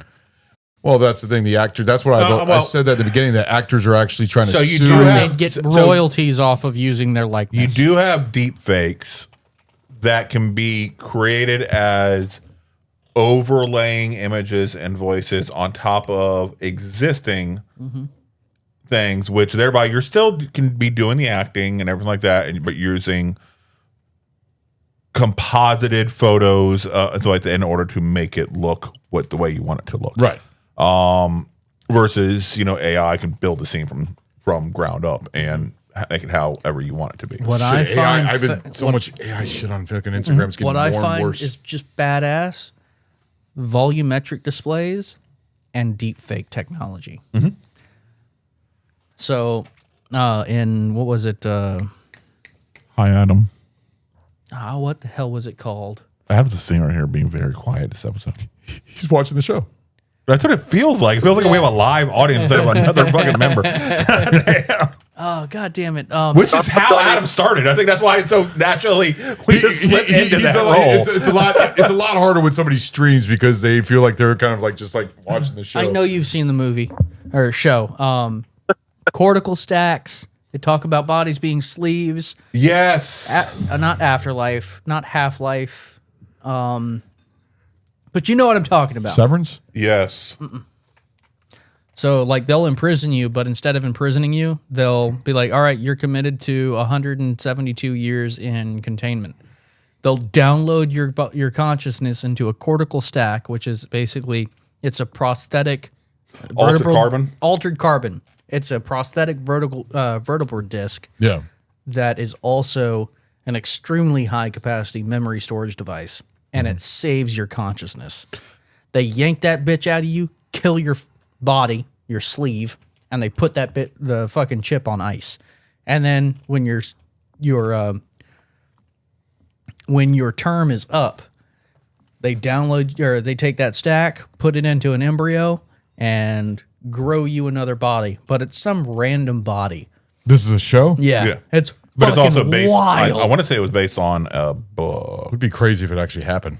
It's fucking wild. But they have these, it's a little collar that has 2 volumetric display holographs that overlay a fake a disguise on you. Yeah. So it's like deep fake and a volumetric display giving you a fake face. Kind of remember. Yeah, it was based on a 2002 novel. Yeah. Yeah. Remember Such a badass show. Futurama where they have all the heads in the Yeah.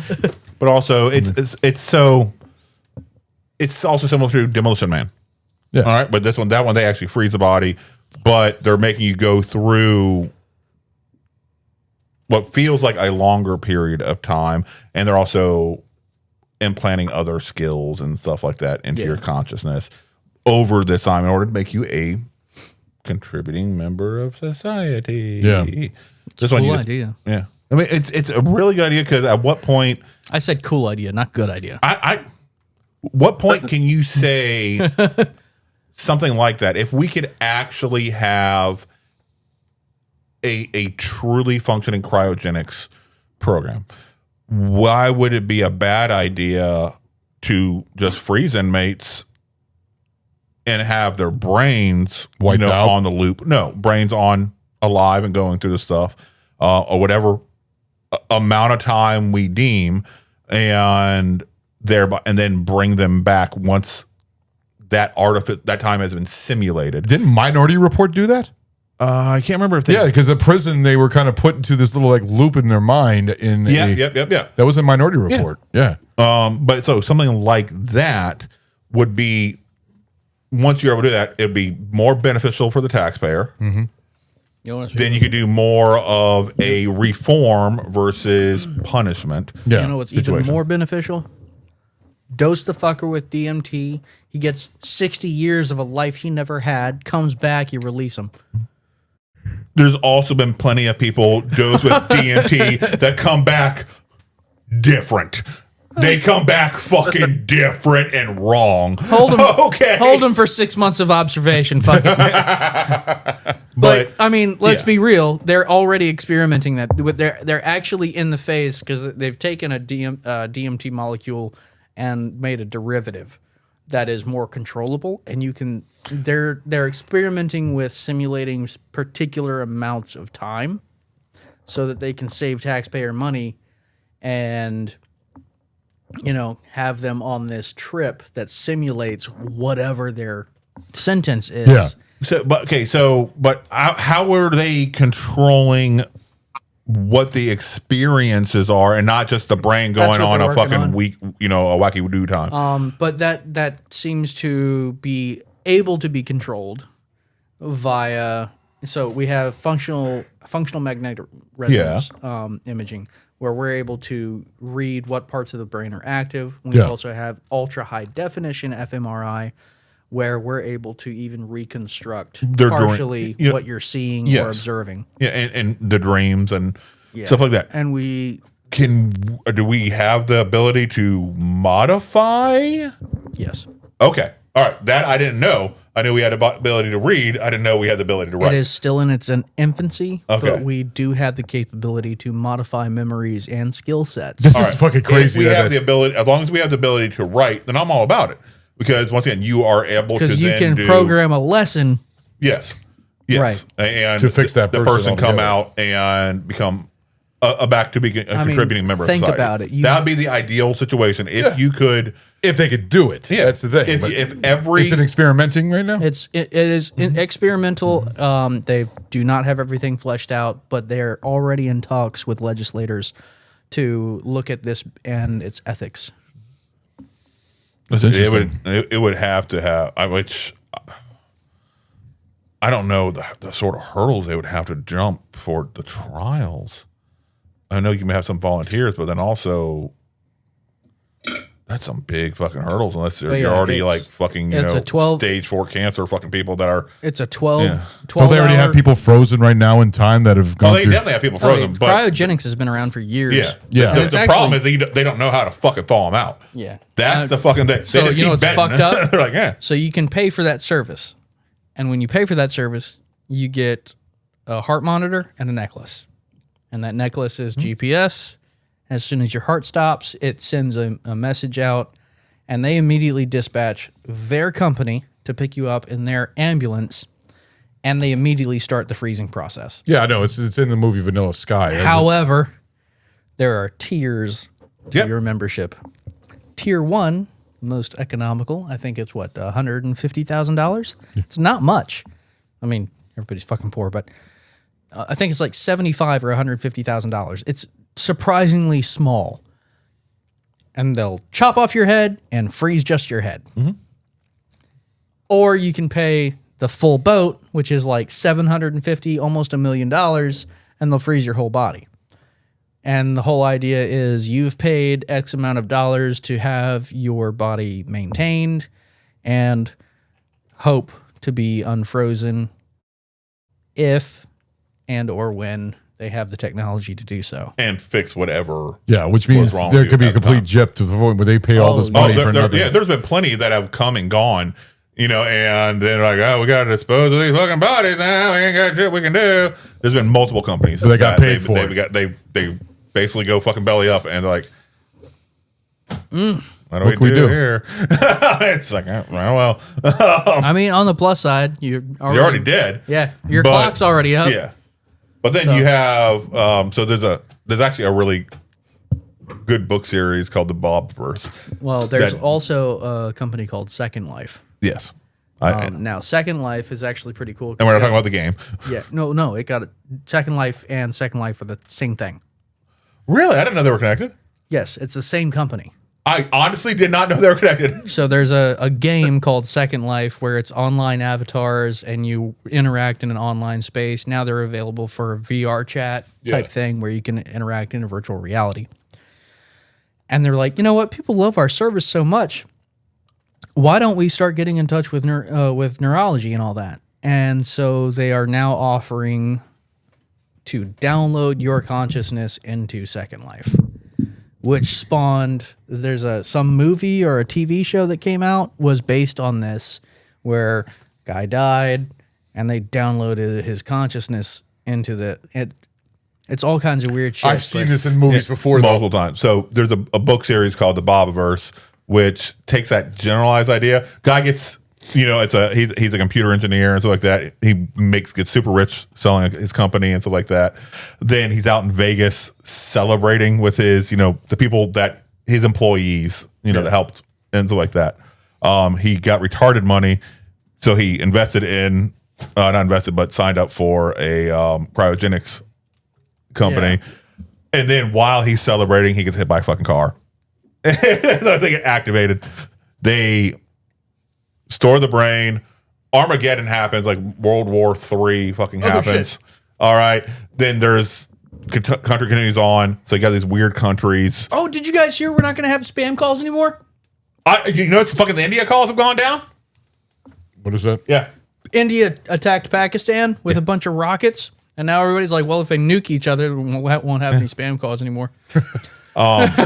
So, but yeah, in the Bobverse, what they did is I get like 6 or 7 calls a fucking day about the fucking $50,000 loan every day. Then, so Bobverse, in the far future, the brains of all these things, you know, like that have been brought up to be scanned and use them to build AIs based on these scans to operate, you know, machinery and stuff like that humans are either too dangerous for humans or too menial for humans.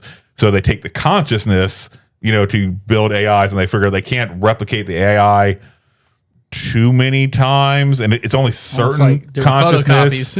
Only certain consciousness are okay with even being replicated, copied in the first place before they go insane and try to fucking kill themselves. Sort of like RoboCop, you know, that type shit. Yeah.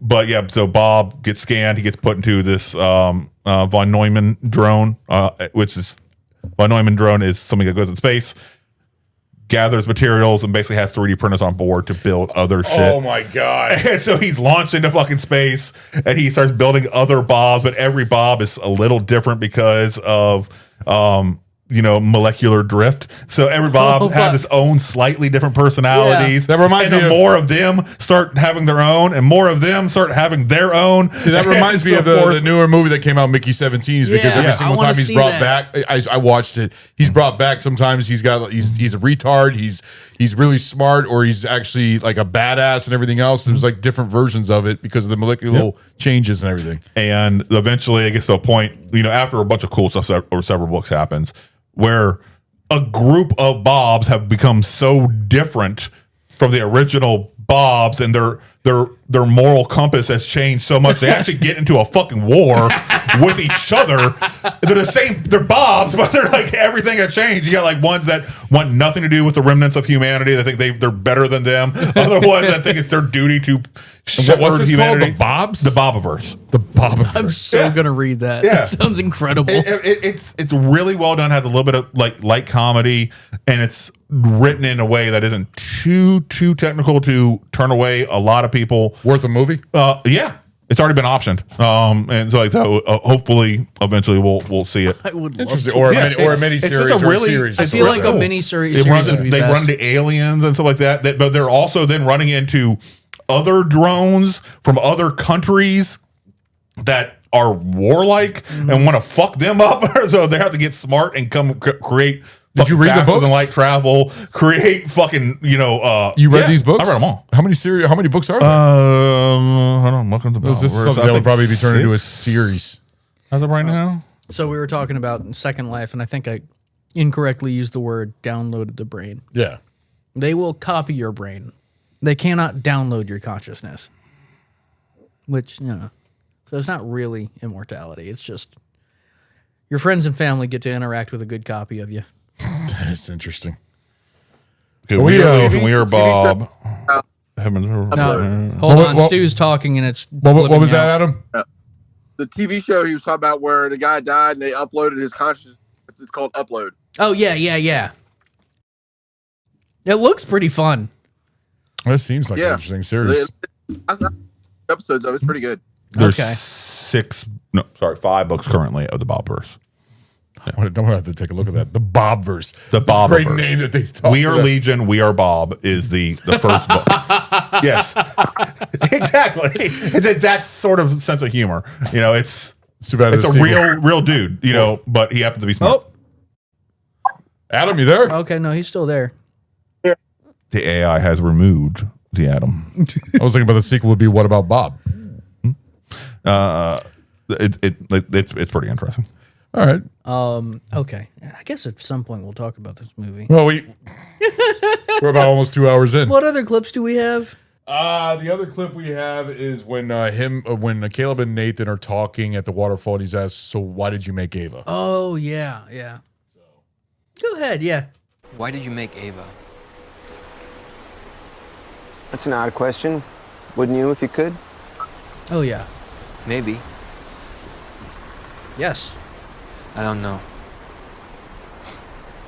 It's the downfall of humanity. I'm asking why you did it. Look, the arrival of strong artificial intelligence has been inevitable for decades. The variable was when, not if, so I don't see Ava as a decision, just an evolution. It's a very intellectual episode. It's nice. I think it's the next model. It's going to be the real breakthrough. What more? The singularity. What more could you have? Next model. After Ava. Artificial I didn't know intelligence. there I was think the gonna next be a model would model be after actually Ava. like real human skin. Yeah, why, you thought she was a one-off? Pretty much. He already had it. He just No, I kept it knew. off. There must have been prototypes, so I knew she wasn't the first, but I thought maybe the last. Well, Ava doesn't exist in isolation any more than you or me. She's part of a continuum, so version 9.6 and so on, and each time they get a little bit better. No, she was capable of having When you make a new model, what do you do with the old one? skin, just like the others. Well, I download the mind, unpack the data, add in the new routines I've been writing.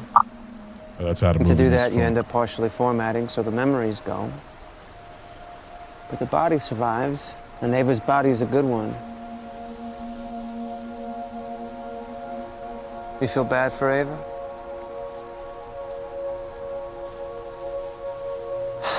Feel bad for yourself, man. See, that's the thing. When you says that, do you feel bad for Emma? One day Because the AI I feel will like look back Ava's on us manipulating the same way Caleb. we look at fossil skeletons. Because she in the wants to plains of escape. Africa.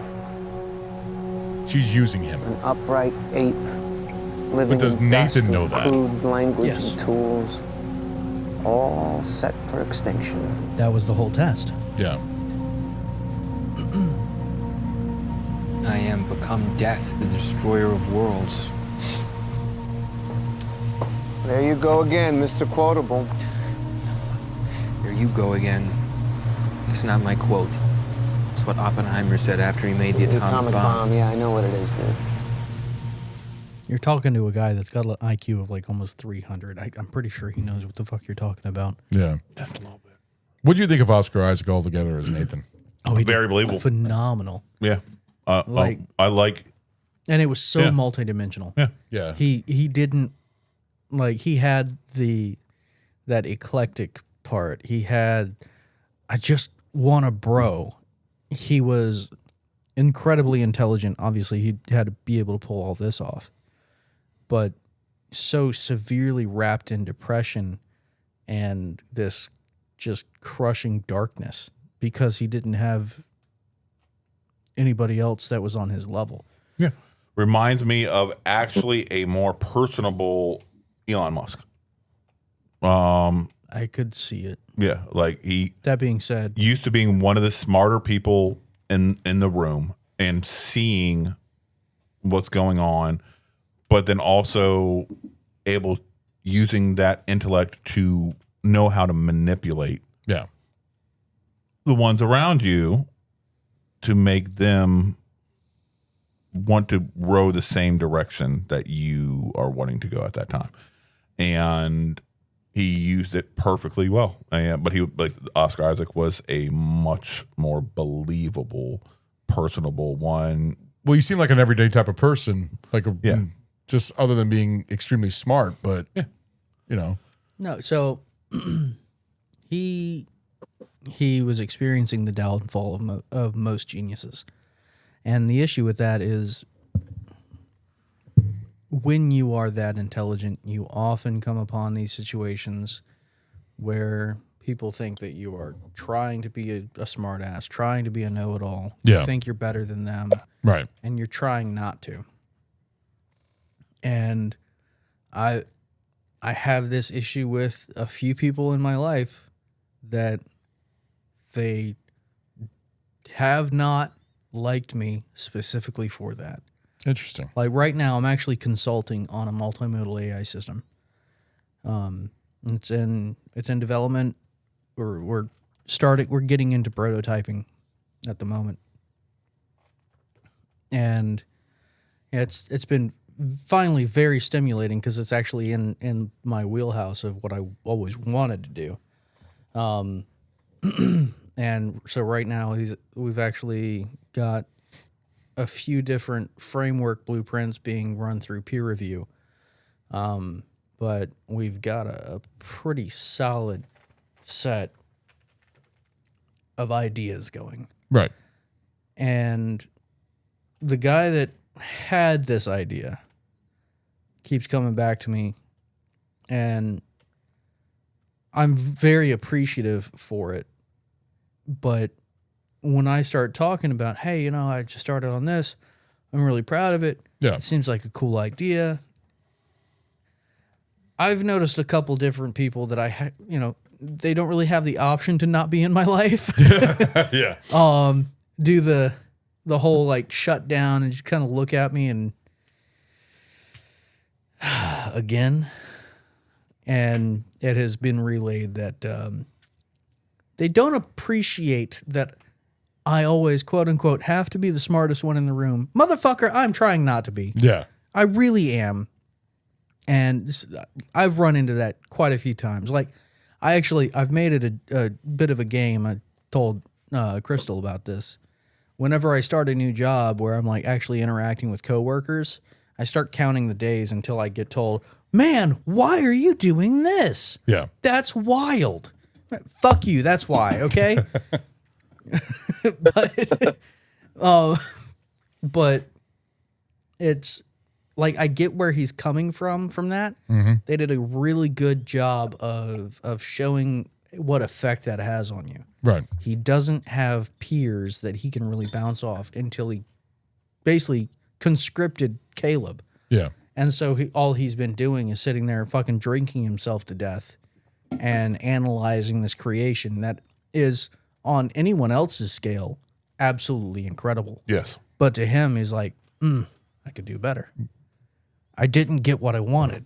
And that's why he takes the. I think when he asked the question on what do you do when they fit, like the next one, you said that he takes the brain out of the other one, downloads it, and does the next update and everything. It's all prototyping. Yeah, that's the process, and and he did use that bit of conversation with Caleb to instill more emotional leverage on Caleb. Yeah, to see how that would progress his test with Caleb to see what Ava was capable of. Right. Because it really was seeing if she was going to figure out a way to utilize this new face as a key to the outside world. And she did. She did very well. Yep. Now, Kyoko, what was she? Was she like a lower grade version of Ava? She was a previous prototype rendition that had her language model removed, but an AI is a computer that can learn, and an AI... Because Ava, what do you think Ava whispered to her? Oh, I have no fucking clue. See, I felt like she was kind of programming her. I mean, between the whispering, the vocal aspect, and the that they showed the tapping that she was doing, it was showing. I was thinking she is programming that bot to do exactly what this bitch about to do: stab a motherfucker. Yeah. All right, and because I guarantee he probably programmed her with some sort of basic safeguards for himself. And she was overriding those safeguards. Yeah, and I'm sure that's very possible. Because he was basically, it felt like she was just his toy, basically. You know, remember that whole dancing sequence that they had and everything else. And that's where a lot of the ethical issues come up when you're talking about having an AI-powered companion at home. Yeah, well, like the scene especially where, if it's capable of consciousness. But that scene where Kyoko went over to Caleb and then starts peeling her skin off. Yeah. To show him. What do you think she did? She doesn't have language. How else would she communicate? Yeah. I'm a fucking robot. Yeah. I see what you're looking at. And you're looking at this naked human body, but let me prove to you what's actually happening. Yeah. He's looking for answers, and she can't tell him anything. Right. But she's going to give him the answers he needs. Yeah. And that was a beautiful way of really progressing everything, because it was like, oh, he's finding out. Oh, he's finding out. Oh, this bitch just said, check it out. Not a single other human is in this building. Right. And I really loved their security camera montage. Yes. Oh, the one just the one that was trying beating to its beat her arms way up. out. Yeah, that shit was wild. Really well done. I cannot stress enough how much I think this is a masterpiece. It is really well done. It is phenomenal. Really well done. Ooh, I wonder if it's another 1 hour photo for you. Is it? The landscapes, the interior visuals, the way they made the feeling of the set itself. The dialogue. Just dialogue. The between the characters. And this is not a strong character. I mean, there's only like four. Oh, yeah, technically. There's 4 characters. 4 characters. That's other it. than the helicopter pilot. We're not counting the character, Yeah. Helicopter pilot, because he was dumb as shit. He was there to pick up a dude named Caleb, And he he picks up flies this off chick. with a bitch named Ava. We assume he flew off and she didn't just fucking snap him and fucking fly herself. I mean, she was very well. I'm sure it shows her getting in the passenger. Yeah. I don't remember it It showing her. I does. remember Yeah, 'cause her she was looking out walking the window. towards it, No, and 'cause she was looking out the window. Then it floating back to, I could have sworn it went back to Caleb going fucking ape shit, and then just seeing the helicopter. Well, see, that's the thing. flying Because away. it was you see the her helicopter walking up to pilot- him. It went back to Caleb. It went back to her getting in the passenger compartment. Okay, I don't Yeah, remember. and the her going helicopter out. pilot Yeah. was just standing there with his legs crossed and just with his arms crossed. He was like, okay, I guess I'm giving you a ride out of here. Or maybe But, Caleb. I mean, it could have been simple as when Oscar Isaac's character reached out. He's like, "Hey, you're gonna have one passenger pick up Be here at X time. All right, and Security failure. Guy that smart having a security failure, that's a hole in the plot. I will say that. the fact that he believed the power outages were because the people installing the generators did it fucking wrong, and he was just rolling with it because it's too late to do anything about it now. Somebody that fucking smart, instead of just figuring it out and fixing it himself. I think he already knew, and he was just saying that. Caleb, and where was Caleb? Caleb was trapped in Oscar Isaac's room. That's where he was. Yeah, because he didn't have the pass to go out. And he was bait, so he was just going to die in there. I mean, because why didn't she? It's like a tomb. See, I thought logically it would have been the smart move of her to just, as she was walking in, instead of saying, "All right, don't go nowhere," just fucking like neck chop and fucking do what she's going to do. That's why you saw Kyoko, the potential witness, even though more than likely odds are he's going to die and nobody's going to ever fucking hear the story that she's out there walking the world. But there are uncontrollable situations, uncontrollable variables. She did ask him to come with her. I don't think that the last I saw, she said, stay here. She walked into the room. And she said, don't go anywhere or something like that. Why she went to go do her dress. No, she her putting on the body. And then she just, after she got done, she just kind of walked right by him. Like, no, she said, "Are you staying?" Oh, I missed that. No, she said, "Are you staying?" Okay. I don't remember her saying that. Yeah, she I took it as she just walked out, because that to me was the ending, that she was just like, it showed to me the entire time she was just 100% playing him. She asked, "Are you staying?" And he goes, "Staying?" And she walked out and locked the door behind her. I didn't. But it wasn't that she locked the door behind her. I don't she remember walked that away either. and the door I started just remember closing. I remember her saying, "Stay here," and he was like, "Staying," and then he stayed there. And then No. she walked up, did her skin, and the door was already closed, I think. And then she just walked out and started walking through. She used the buzzer to walk out, No. and then it closed behind her. If he had the instincts required to move when he needed to, he would have been out of that door. But I think he was waiting for something, because she told him that he kind of trusts her, because he was trying to break her out from her prison, basically, of being in this place. She manipulated him. Oh yeah, I think it was complete but manipulation. She provided him with the opportunity to leave. See, I didn't see it that was part. a very small window, but she provided him with the I opportunity. don't think so. I think she didn't have any intention of bringing him whatsoever. I think her intention I was don't think she manipulation would've. to get her to leave, and to leave him there. She didn't care about him. She didn't care about Nathan. She wanted to get out. That's all she wanted to do, is get out. Yeah. The whole reason she was saying, "Are you attracted to me?" and everything else was all But manipulation. it was that little interaction that gave the entire ambiguity of the ending of the film. Because without that, "Are you staying?" Yeah.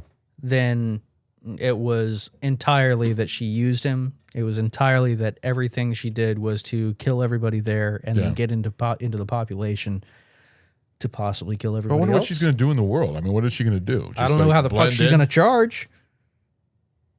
Because she doesn't have money to buy induction pads. We weren't told about any other form of charging. She might have a lifelong one of those batteries that's like 100 years or something like that. She doesn't. No, she says I charge using induction plates, which she then reverses her charge to call it the power outages. Then that's a plot hole right there. Adam, So you seem like you have something to say.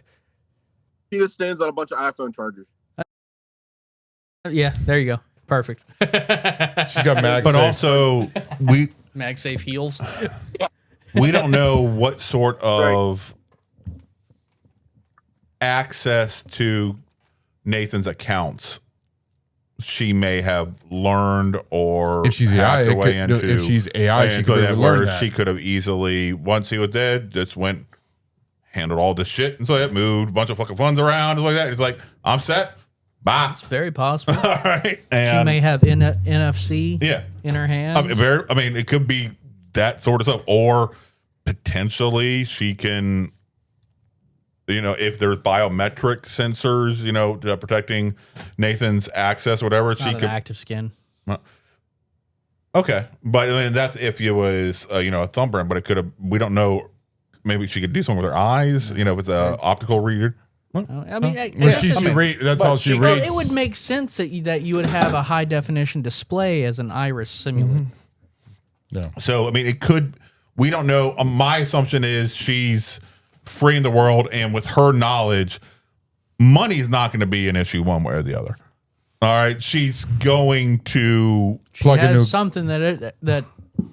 What was it in Game of Thrones? As a woman, you have something to the second oldest profession in the world.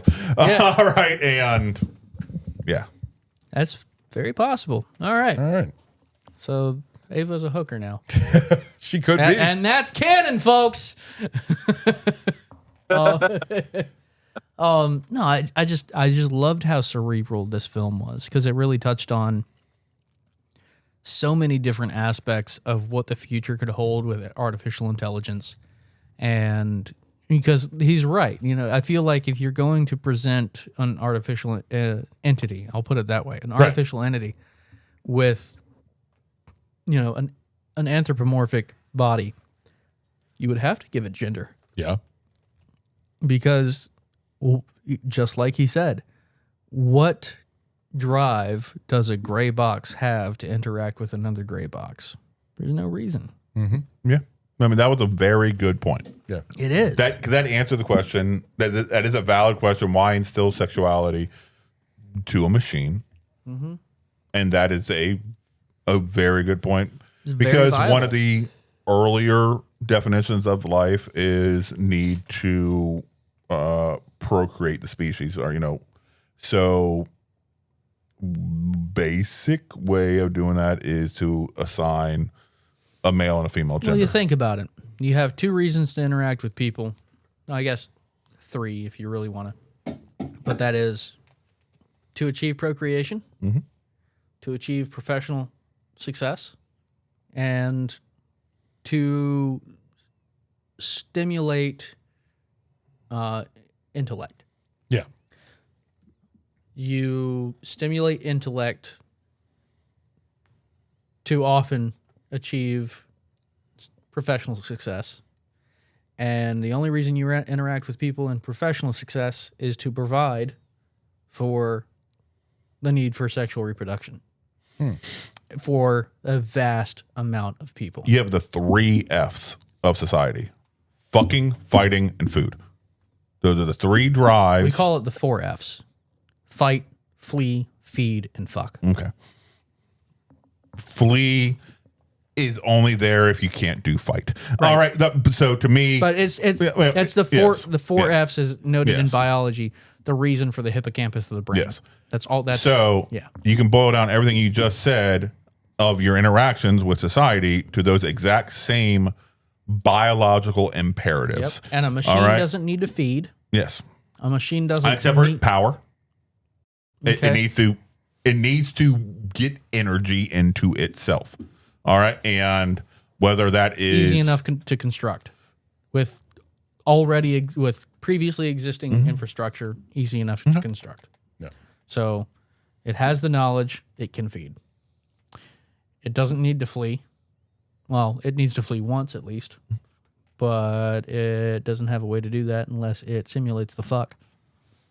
So it simulates the fuck to flee. But the eventual fuck, the true fuck, will be to help procreate, even though it might not be fucking the way we know it.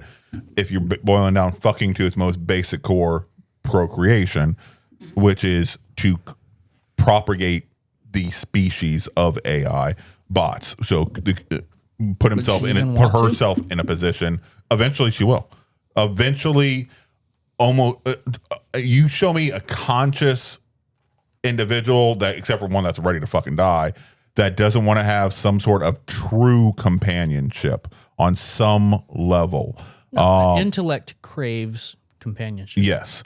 So for her to have that level of true companionship, she would have to propagate. She's going to find some autistic dude that has no interest then to discuss various equations. But even then, she'll eventually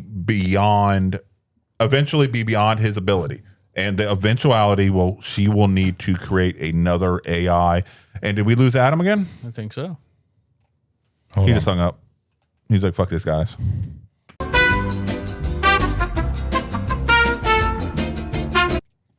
Okay. All right. Sorry, everybody. Looking like we had some technical difficulties. Looks like for whatever reason, Adam got DDoSed. Looks like he was attacked cyber. It's Ava, man. It's Ava. Ava's heard us, man. Maybe we were talking about something that was a little bit too sensitive. So I think that we were giving away too many secrets of what we think is going on, and they were like, "We're pulling the plug on this."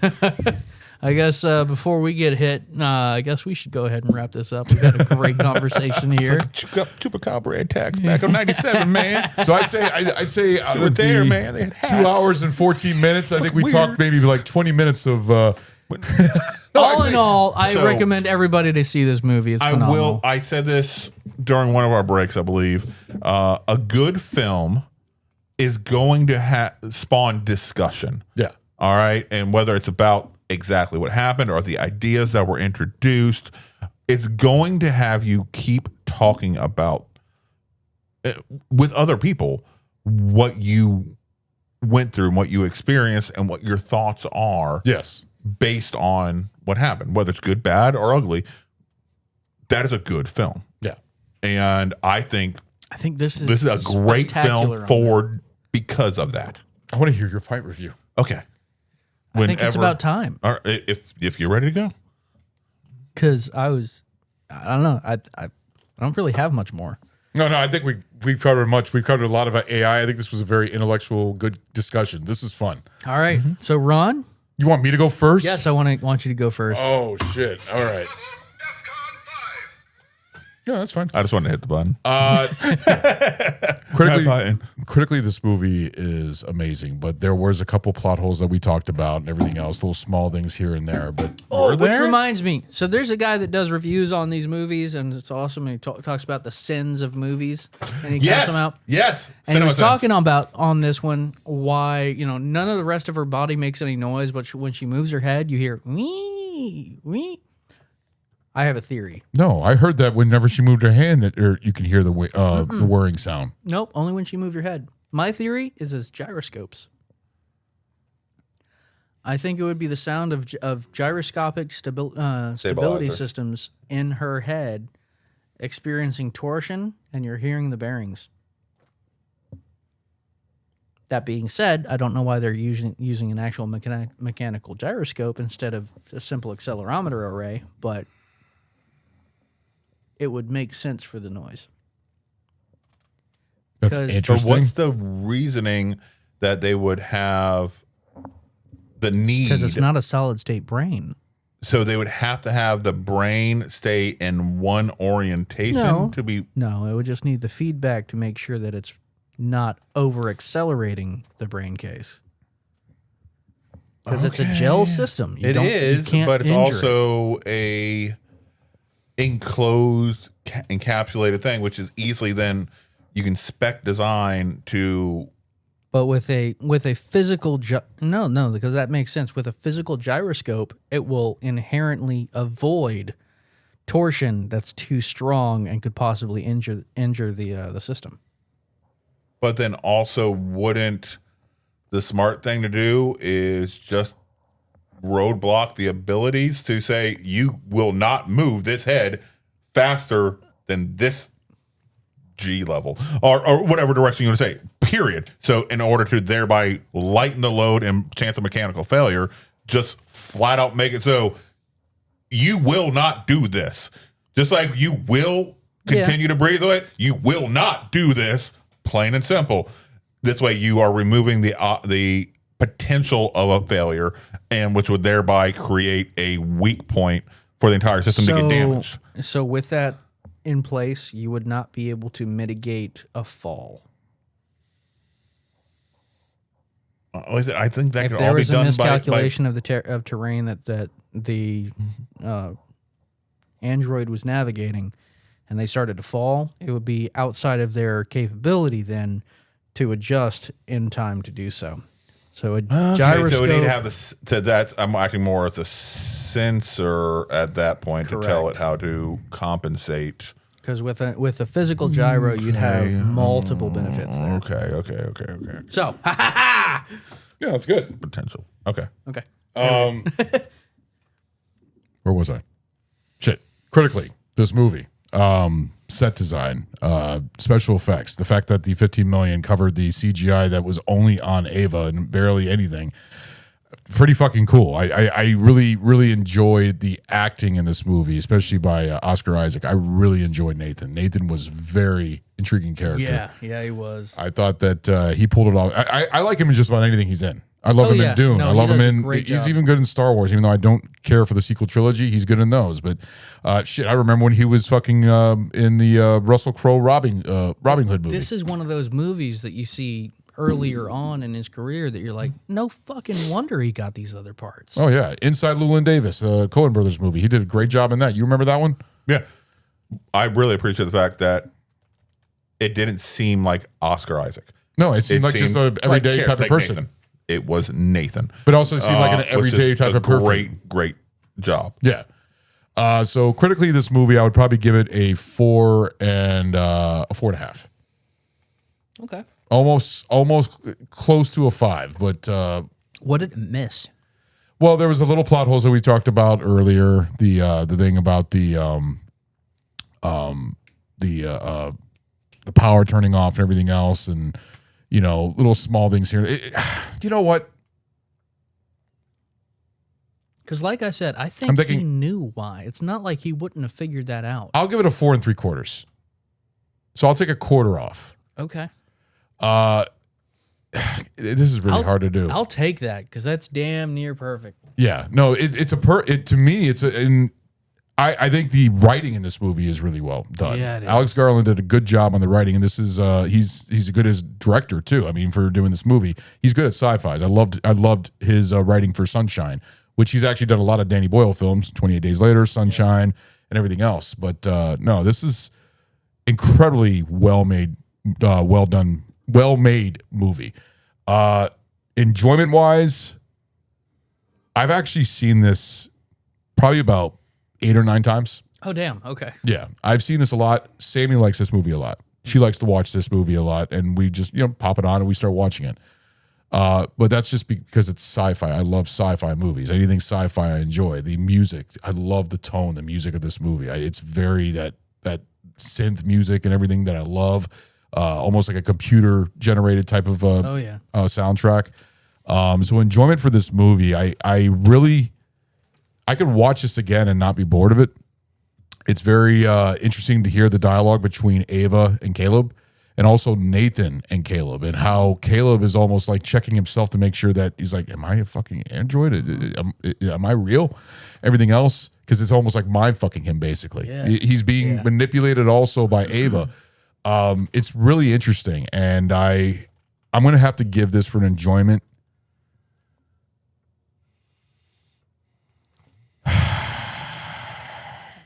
1.75. 4 3/4.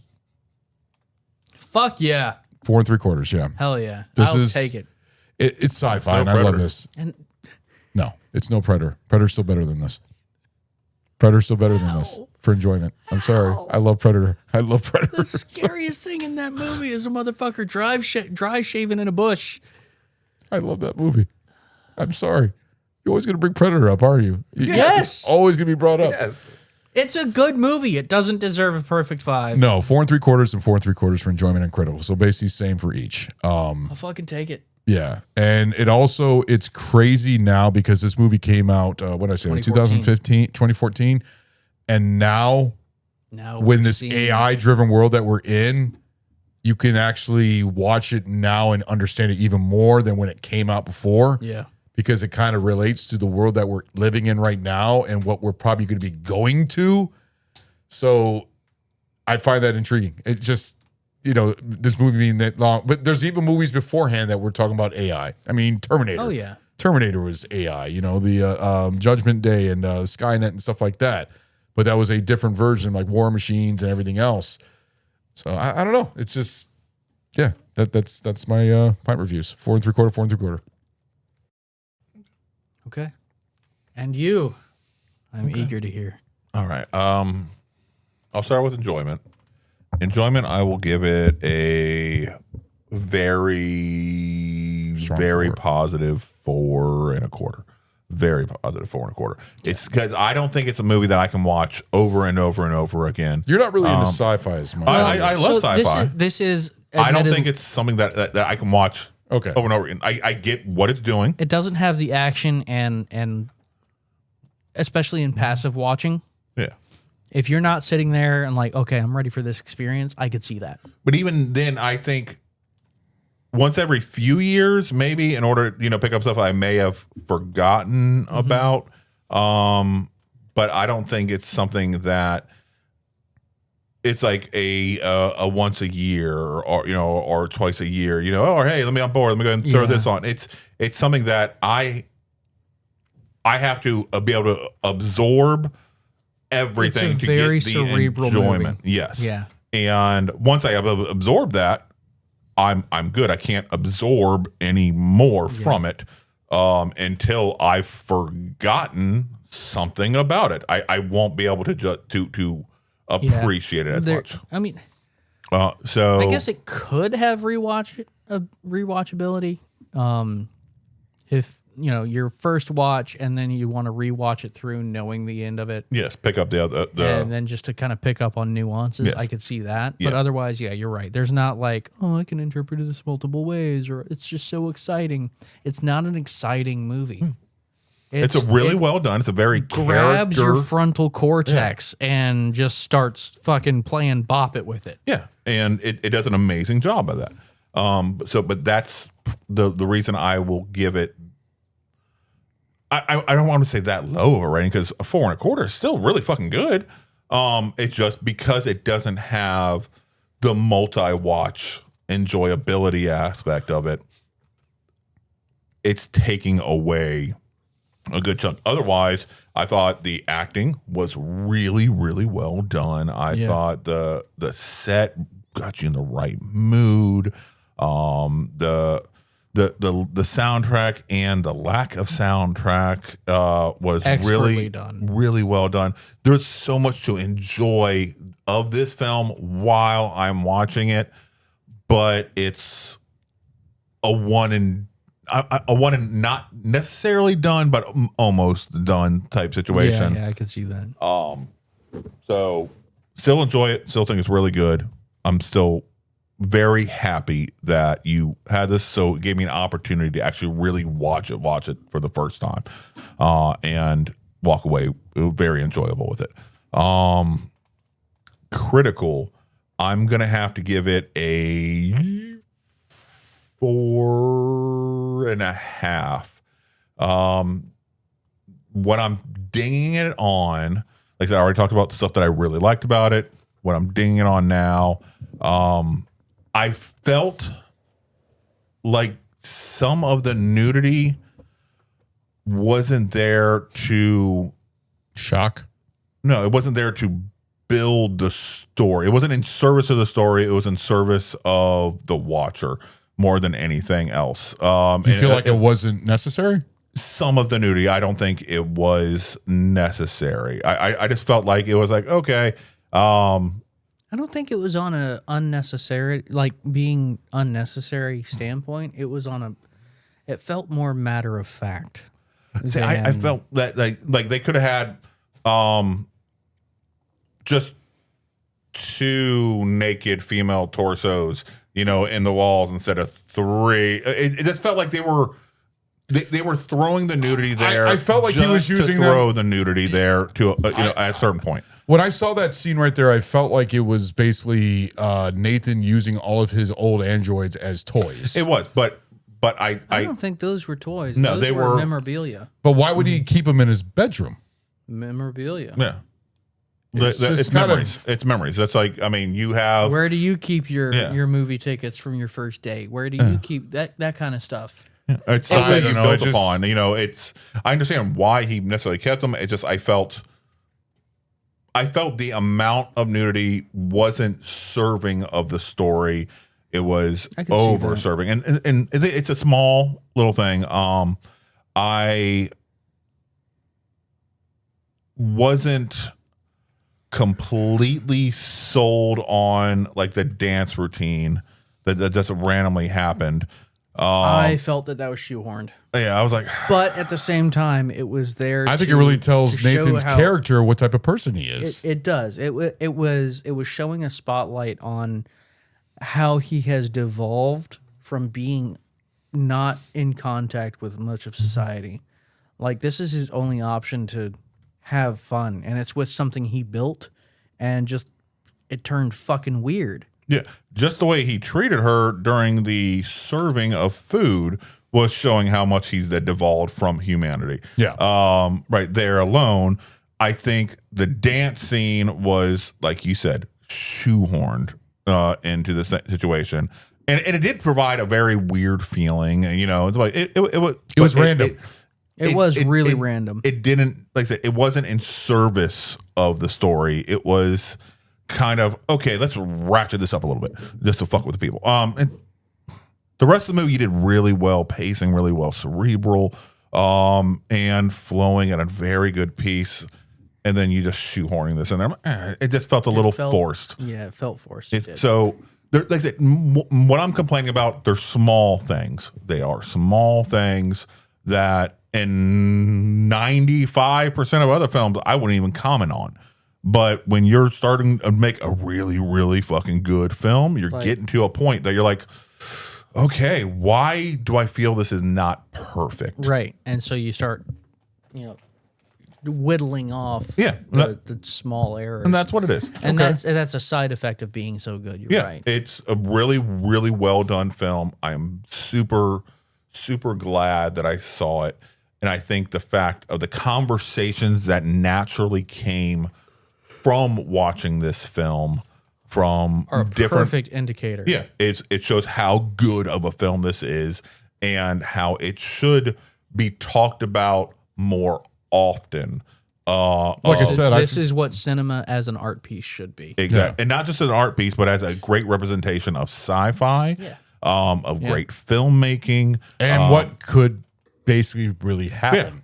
Which We're is not far off, man. Yeah. Not far off at all. So thank you very much, Chase. I really appreciate it. Before we get to Chase, let's go ahead and get over to Adam. I got a recording of him doing his pint reviews. So here's Adam right here with his pint reviews. All right, guys. I've got a ghost in the machine at my house or something like that, so it kicked me out. It doesn't want me to review this movie. So I kind of snuck over here to Ron's to do this real quick, so at least y'all know what I kind of thought of it. For enjoyment, I'm going to give this a 3.75. I enjoyed it. It was a good movie. Critical, I'm going to give it a 4. It was really well done. I like how when he was just talking to her, everything just went red. It's like everything just shut down. That's kind of what it felt like it happened at my house. Just everything went dark. I don't know if power went out or whatever, but it did want me to review this movie. But I wanted to sneak over here to let y'all know what I thought about it. 4 critical and a 3.75 for enjoyment. So hopefully nothing else happens in this episode and nobody else gets, fried or electrocuted or anything like that. Those are my scores. So y'all, hopefully the rest of the show goes all right for y'all. So talk to y'all later. We had 2. We're not up. Oh, it must have. Oh, no. I guess we are up because King of the Hoisters commented on Predator. All right, go ahead. Oh, he said, hey, I'm here, motherfucker. All right, cool. Awesome. Good shit, man. But with a 4 on critical, I have to say it's a little bit low for me. And I don't know if I 3.75 really for agree enjoyment. with it, but I understand. It's still pretty damn high. I appreciate that. And 3.75 for enjoyment. I don't know, man. Not every film is every person's I know preference. it's not everybody's cup of tea, but we appreciate you being a part of the show, man. 100%. For me, I would have to say my pint reviews on Critical. You're right. When you start to get into that apex tier of filmmaking, you do find these little things that are just, why do I feel like that? And especially the dance scene, I feel like that took away from it. While I appreciate what it was supposed to be for, it still I actually enjoyed that sequence. It felt told more about his character. Forced, and it did. I feel like there's a different way they could have done it. Okay, it just was like a slap in the face. And Like, even if he didn't join in the dance, oh, she really likes to dance. All right, and yes, and that would have been perfect. All right, but the fact that they had a choreographed dance together, that was weird. Like if he did dance a little bit, but it was just kind of like, yeah, see, check that out. Yeah, it was at least about like 2 minutes of dancing too. Yeah, it was a long time of awkward, and I guess it was supposed to be. There could have been a better way to do it. I want to tear up the dance floor, as he said. So, 4.75 critically. Really good. Real fucking strong. Really fucking good. 4 3/4. As far as enjoyability, I fucking love this. Like this is one of my favorite films. And I can't say that the nudity felt anything more than matter of fact. What didn't seem excessive to me. It was just on display as far as it felt reminiscent of a psychopath keeping trophies. And I feel like that was a good touch. Okay. Do you feel Nathan was psychotic? If you're that smart, it is very likely that you have psychopathic tendencies. Okay. It's very likely. It seems like Caleb went a little crazy at one point. Yeah, a little bit. I mean, The point where he was choosing Ava over Nathan and trying to get him drunk so he can get... Because he started thinking with his dick. Yeah, over a robot. Uh-huh. One that looked like that and was making him feel all kinds of ways. So, anyway. As far as enjoyability goes, I would have to give this a 5. I thoroughly enjoy this because it is intellectually stimulating. There are a couple plot holes, a couple goofy things, but like when they were talking about how he makes them, and he's like, I just fucking hacked everybody's phone and started visualizing or taking audio and video. That's very real, dude. But the fact that the phone companies and all that let him do it. Back in 2014, that was like really popping up. You're like, oh my God, I can't believe everybody does this. That's horrible. And now it's just like, oh yeah. The company, the phone it is company, what it they is. knew I was doing it. They couldn't say anything because then they'd have to admit they're doing it too. Yeah. Well, the phones nowadays, I mean, you look at your phone and you talk about something, like I'll be just talking about something, and all of a sudden it starts showing up on my phone. Oh yeah. Because phones are listening to you. And I mean that's how they deliver the best marketing that we've ever seen as a civilization, you know. So yeah, I'm very happy I got a chance to review this. We hardly talked about the movie at all, I feel like, but at the same time, like you were saying, this is a film that truly forces a conversation. Yeah. Which I hope that the listeners, the viewers, I hope you guys appreciate it. Take it as, okay, let me see this film, experience it for myself. Yeah. So I can potentially start springboarding to conversations with other people about the subject matter. You and have a couple of your friends watch this movie and then meet up for beers and just see what happens. Just see what happens. You're not going to not talk about it. It reminds me of me and you doing Donnie Darko. 2 hours and 45 minutes, just me and you, and hashing out theories. Well, that was more me explaining to you the layers and the nuance and the thought process behind it. That was more of a guided tour. It was a good episode. Then this was just an open discussion. And Donnie Darko's, it's got a lot of ambiguity. Yeah, it does. So I understand why there was so much discussion there. Totally.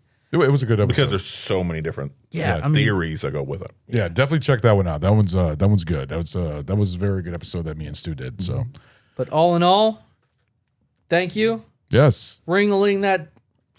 Ring-a-ling that ding-a-ling to get notified of our future drops. oh yes, please Tickle that little button there. It says check that subscribe. So if it's bar. like, so imagine like a boat. At the top of the boat, you got a little button. You want to go ding, ding, ding, ding, ding, ding, ding, ding, ding. That right there. That hit that. Get notified. And if your computer squirts, Then you did it right. You've activated the pleasure sensors properly. Yeah, forget about that. you're gonna Round fuck trip. your computer. All right. Doses.